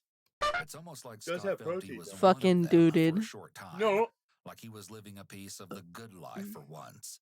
He felt vindicated because, unlike the rest of He the was like, I got my fucking. You camp on the couch again. Bring back up. I got my fucking revenge. I shanked that hoe 3 times. Knowing a secret that the community hadn't yet discovered. Fucking Florida, One that man. would I frighten don't. them and make them feel like their city wasn't as safe as they thought it was. He enjoys feeling like he took something from No, the he didn't citizens kill of him with Winter it. Park. Oh, damn it. He stole their You just really like that ASMR, don't you? And he seems to like this because he likely feels as if others are sharing in his misery. An utterly chilling account, but clearly it was all in vain. You know, this is the evil part of it all.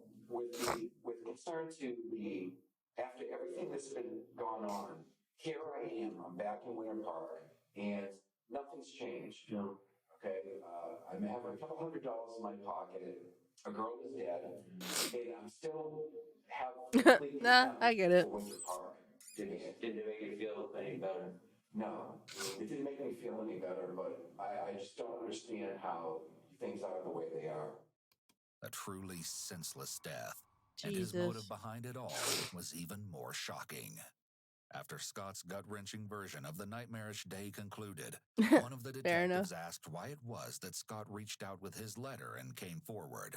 And as Scott explained it, he wanted his story. I'm waiting for him till you get what you fucking deserve, someone. Oh my god. To be heard. Clearly, he felt he was the victim. He also, quite obligingly, filled in the missing pieces. He hadn't intended for the murder to go unsolved, after all. I left everything for the law enforcement to find. Okay. The knife, I threw that where? About 70 feet from the murder of the body. Yeah, that's her vehicle. And is that the vehicle that you took that day? Yep, that's it. Is that the vehicle that she was in the back of? Yes. That day when you were at the house, did you eat any food there or drink any beverages or anything? I took one beer. The empty bottle found in Jennifer's car was the one he stole from Reed's home. Jesus. That comforter that you took from the. Yeah, that'd be it. This picture, this house, does this look familiar? Yeah, that's it. Who's that? The Jennifer Fulford. But in stark contrast to how Scott is able to speak of his victim so casually, without so much as a hint of emotion, he can't hide the fury he feels, apparent in his voice as he speaks of the true motive behind the murder. And it's like nothing we've ever heard before. I was doing really well. Okay, in society. Oh, he said society. He said society. He premeditatedly and deliberately went in to sabotage it and blow it up. So, oh, yes, sir. The probation officer did everything he could in his power as a man. He woke up that morning just as premeditated as I did. Yeah. He's getting there. I knew what I was going to do. All right. I needed money. Okay. And I did what I had to do to survive. Okay. All right. He did what he had to put me in that position. People with antisocial personality disorder do not take any responsibility for their actions. It's always someone else who caused them to make poor decisions. Maybe Scott felt. I don't doubt that he doesn't even feel guilty for what he did. He feels like it's justified in some weird universal way. Sabotaged his job and source of income, and that these things warranted him committing a crime. In his mind, it's all a conspiracy. Law enforcement decides who will be placed on a path doomed for failure. They really had a notion in their head that they wanted to destroy this guy sending back to prison. I mean, that's what they do. I mean, they have certain individuals. Oh, of course they do. And things started. How about you, the detective, going, really? And it just something happened to me that I just couldn't take it anymore. I'm hungry. I'm a felon. I'm homeless. I did everything I could to abide by the law. Yeah. But they're going to put me in prison anyway. The bottom line is this, is that my probation department, the feds, they put me in this situation as well as expensive. The Federal Bureau of Prisons. Expensive. Around the closet because of that. Okay. Because you have no idea how sick and evil that is to do to a man. However, Scott's assertion that various government agencies were what drove him to murder wouldn't get him very far. He'd said it himself. There was enough forensic evidence to tie him to the murder. The beer bottle contained Scott's DNA. In addition, the white t-shirt, white towel, and watch with the distinctive band that were located in the canvas Jesus bag Christ. within Jennifer's I don't think SUV it, I been don't. analyzed by Why the do we need Florida the arrow? Department of Law Enforcement Forensic Lab. Each Okay. item showed visible staining that Jesus appeared to be blood. Fallout and the reference. stains were confirmed to Gotta match love the both Fallout Jennifer's references and in my Scott's true DNA crime. profiles. There's somebody out there that is looking for someone. Oh, yeah. Okay. And those are the people I really want. Understanding. Despite Scott's claim that he understands, he declines to divulge any additional information, and the interview ends. Whether there's any truth in his assertion remains to be seen. More never But the changes. idea, as terrifying as it is, could be all too real. We know exactly what Scott is capable of. Before his trial, Scott wrote to the judge and, true to his character, he made even more shockingly selfish statements. In the letter, Scott claimed that he had already admitted to unsolved armed bank robberies and that he promised to divulge information about 8 homicides he committed, ones he has never been caught for. Why would he suddenly give up that crucial information? Well, Scott claimed that since his arrest, he had lost 40 pounds of body weight because he doesn't get enough food in prison. He made his demands very clear, writing, "I'm starving to death, and I'm asking to be fed more food." That's right. He would admit to 8 murders in exchange for more food in jail. The trial wouldn't take place until late June of 2019, nearly 2 years after Jennifer's brutal murder. Scott elected to testify, likely against the advice of his attorneys. He told all of the heinous details of Jennifer's last moments. Not surprisingly, he continued to blame his parole officer entirely for Jennifer's death. The idea that justice can truly be served in a case such as this is unrealistic. If nothing That's so else, sad however, though for the Scott didn't victims receive because the it really sentence to was a death he chance sought. situation. He was found guilty on all counts, including first-degree murder, and was sentenced to life in prison without any I mean, it's chance good of that he parole. actually got sentenced, but for anything else, it just sucks for the fucking victim's family. Let's see. The audacity of this demon to end an innocent person's life because he was too much of a crybaby to fix his own life instead of blaming others because he failed his own life. Again, because he was released from prison, the acts were you had some stuff stacked against him, but you can still climb out of that. You can still try to see and look at the good in like day-to-day life and that kind of thing. It seemed like he immediately just fell and he kept falling, and that just didn't stop for him, which is just kind of sad.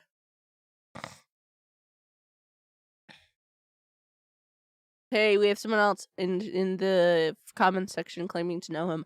I worked with him in jail when I was working as a CO, and this shakes me to the core. He was really angry and always explosive in the jail. The letters read true. All he wanted was food. He was isolated on the 6th floor away from all other inmates. Good job, Iwu, on this one.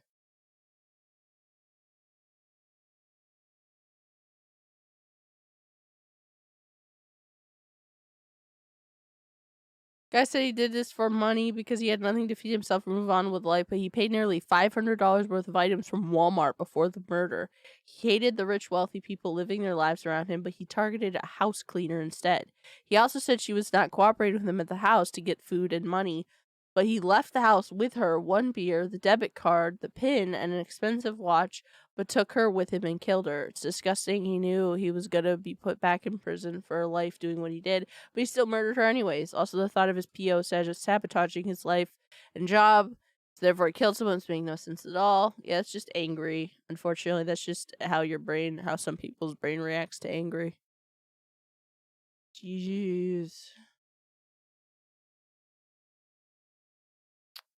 It's just, yeah. She never got to meet her grandbaby, and that's also really sad. I know that was mentioned once or twice. I think we're done with true crime. Honestly, I only have 12 minutes anyway, so I should probably end the stream. I'm looking at fucking Fallout shit on the side, by the way. So if I'm distracted, it's because my brain's on full ADHD mode right now. I want to get the cookbook. Looks awesome. Actually, I was kind of curious. I was looking at a specific store to see if I could get any Fallout merch through there. Looks like I have some choices, which is kind of cool. Today was really chill though, honestly. It was nice to just zone out and play some game, and then it was nice to just do some true crime stuff. Stick to these things, don't waste your life in Fallout 76. I'm still playing Fallout 76 randomly. I'm not, like, focusing on that too much. I want to finish Fallout 3, and then I have Fallout 1 and 2 to do.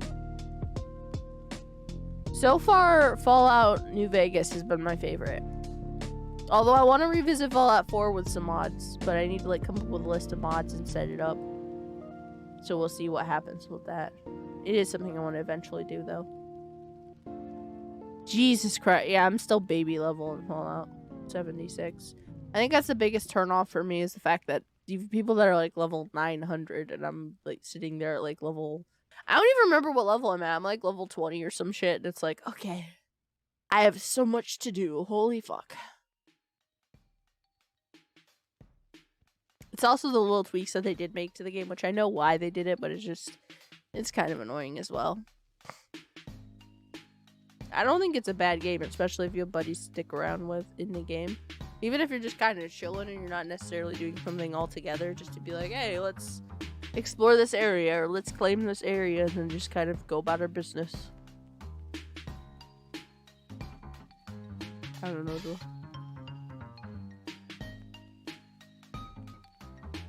I need to come up with some art. I need to find some more music for the screen. I keep forgetting to, like, sit down and look it up. I don't have anything else planned for me tonight, though. I'm probably just gonna rest, because... I don't... I've worked tomorrow, but not until after 1 a.m. Not until after 1 p.m. So, yeah. Gonna go ahead and do that. Probably not streaming tomorrow. Depends on how I feel when I wake up. I might do a sneaky little stream in the morning, but I'm not 100% sure. More than likely, I'm going to say no. I don't have a schedule for this week. I mentioned at the beginning and end of the last stream, but because I'm feeling sick and because of my work hours and stuff, I decided that for this week I'm not going to have an actual strict streaming schedule. I'm just going to stream when I want to. I do have 2 more days off this week, but it isn't until, I think, Tuesday and Wednesday? No. What's today? Today's Friday. I work Saturday, Sunday, and I think Monday, and then I have Tuesday and Wednesday off. So, more than likely, if I don't stream in the morning either tomorrow or the following day, then I'm going to be streaming either Tuesday or Wednesday, or maybe both days. I don't know. Depends on how I'm feeling. We'll see what happens. But yeah, I do need to sit down and actually, like, come up. I was gonna go through my Spotify and see if I could... That, or I'm gonna have to download some music and have it set up through Streamlabs, because that's how I currently have the lo-fi set up. But I kind of want to do that. It does mean that more than likely for VOD viewers, they're not going to hear anything. It's just going to be for people who are live, but clip viewers and VOD viewers aren't going to hear shit. Because more than likely, I'm going to have that safeguard in place just in case someone tries to hit me with DMCA or anything like that. It's just to take away that from being a thing. Kind of like from now on for games like Fallout and stuff, I want to put together a playlist of like the background music used in the Fallout games.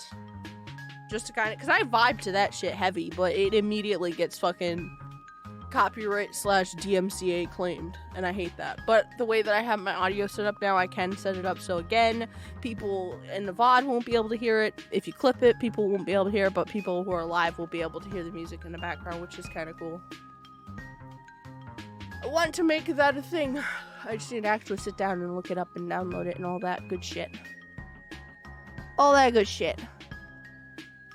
I did get sent a person to raid if they're live. I don't know if they're live, though. It looks like they're not live. Aw. Well, I'll drop them a follow.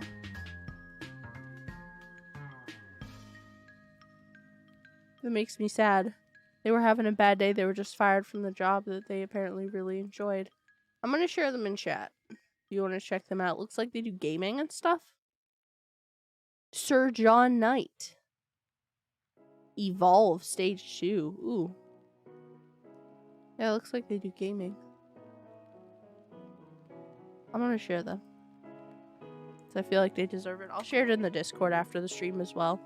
I do feel bad that I couldn't raid them when they were live, but I was just kind of... I had a good stream, though. I zoned out, and considering how I was feeling...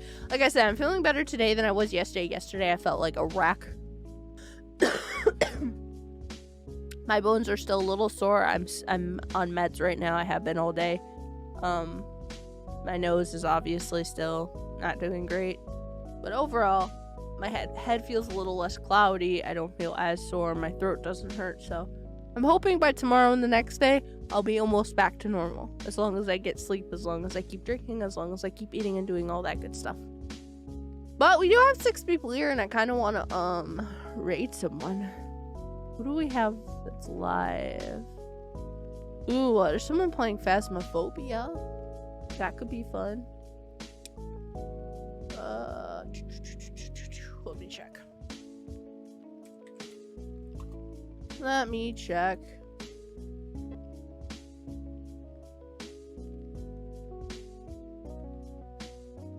Yeah, I think I'm gonna raid... I think we're gonna raid CB Doodles. She's playing some... Or they're playing, I'm so sorry. They're playing some... I'm so out of it. They're playing some Phasmophobia. They're an hour and some change into it, so I feel like it could be awesome. CB Doodles is awesome. They do art, as the name implies. Really awesome art. I really like their art style, and I like the colors that they use. I also really like their shading. Their PNG tuber design is also epic as hell. Skelly-tuber, and they also stream games, which is awesome as well. I really like it. The vibes are awesome.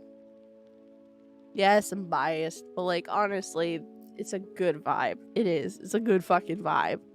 It's either a chill or a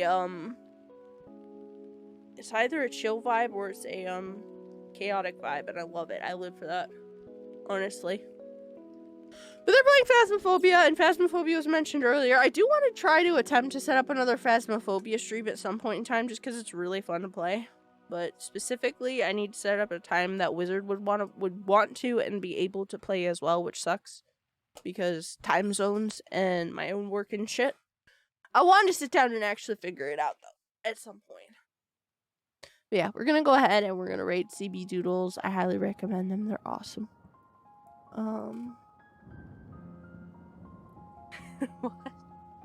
What are you talking about? I'm going to set up the raid. Hopefully that's working. If you want to copy and paste this into their chat to let them know where you're coming from, feel free to.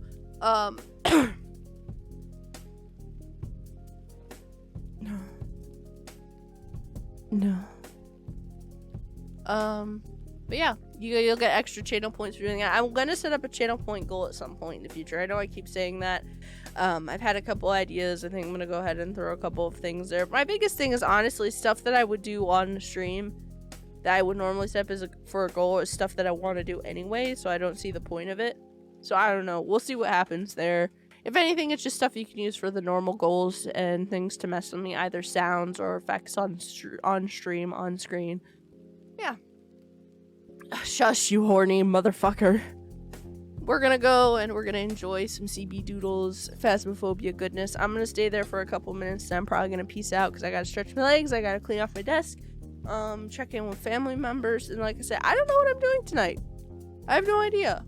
I genuinely don't know. I'm probably going to space out and play some Mario Kart with family, probably Endo and Moon, or something along that nature. I'm just gonna chill and have a good evening.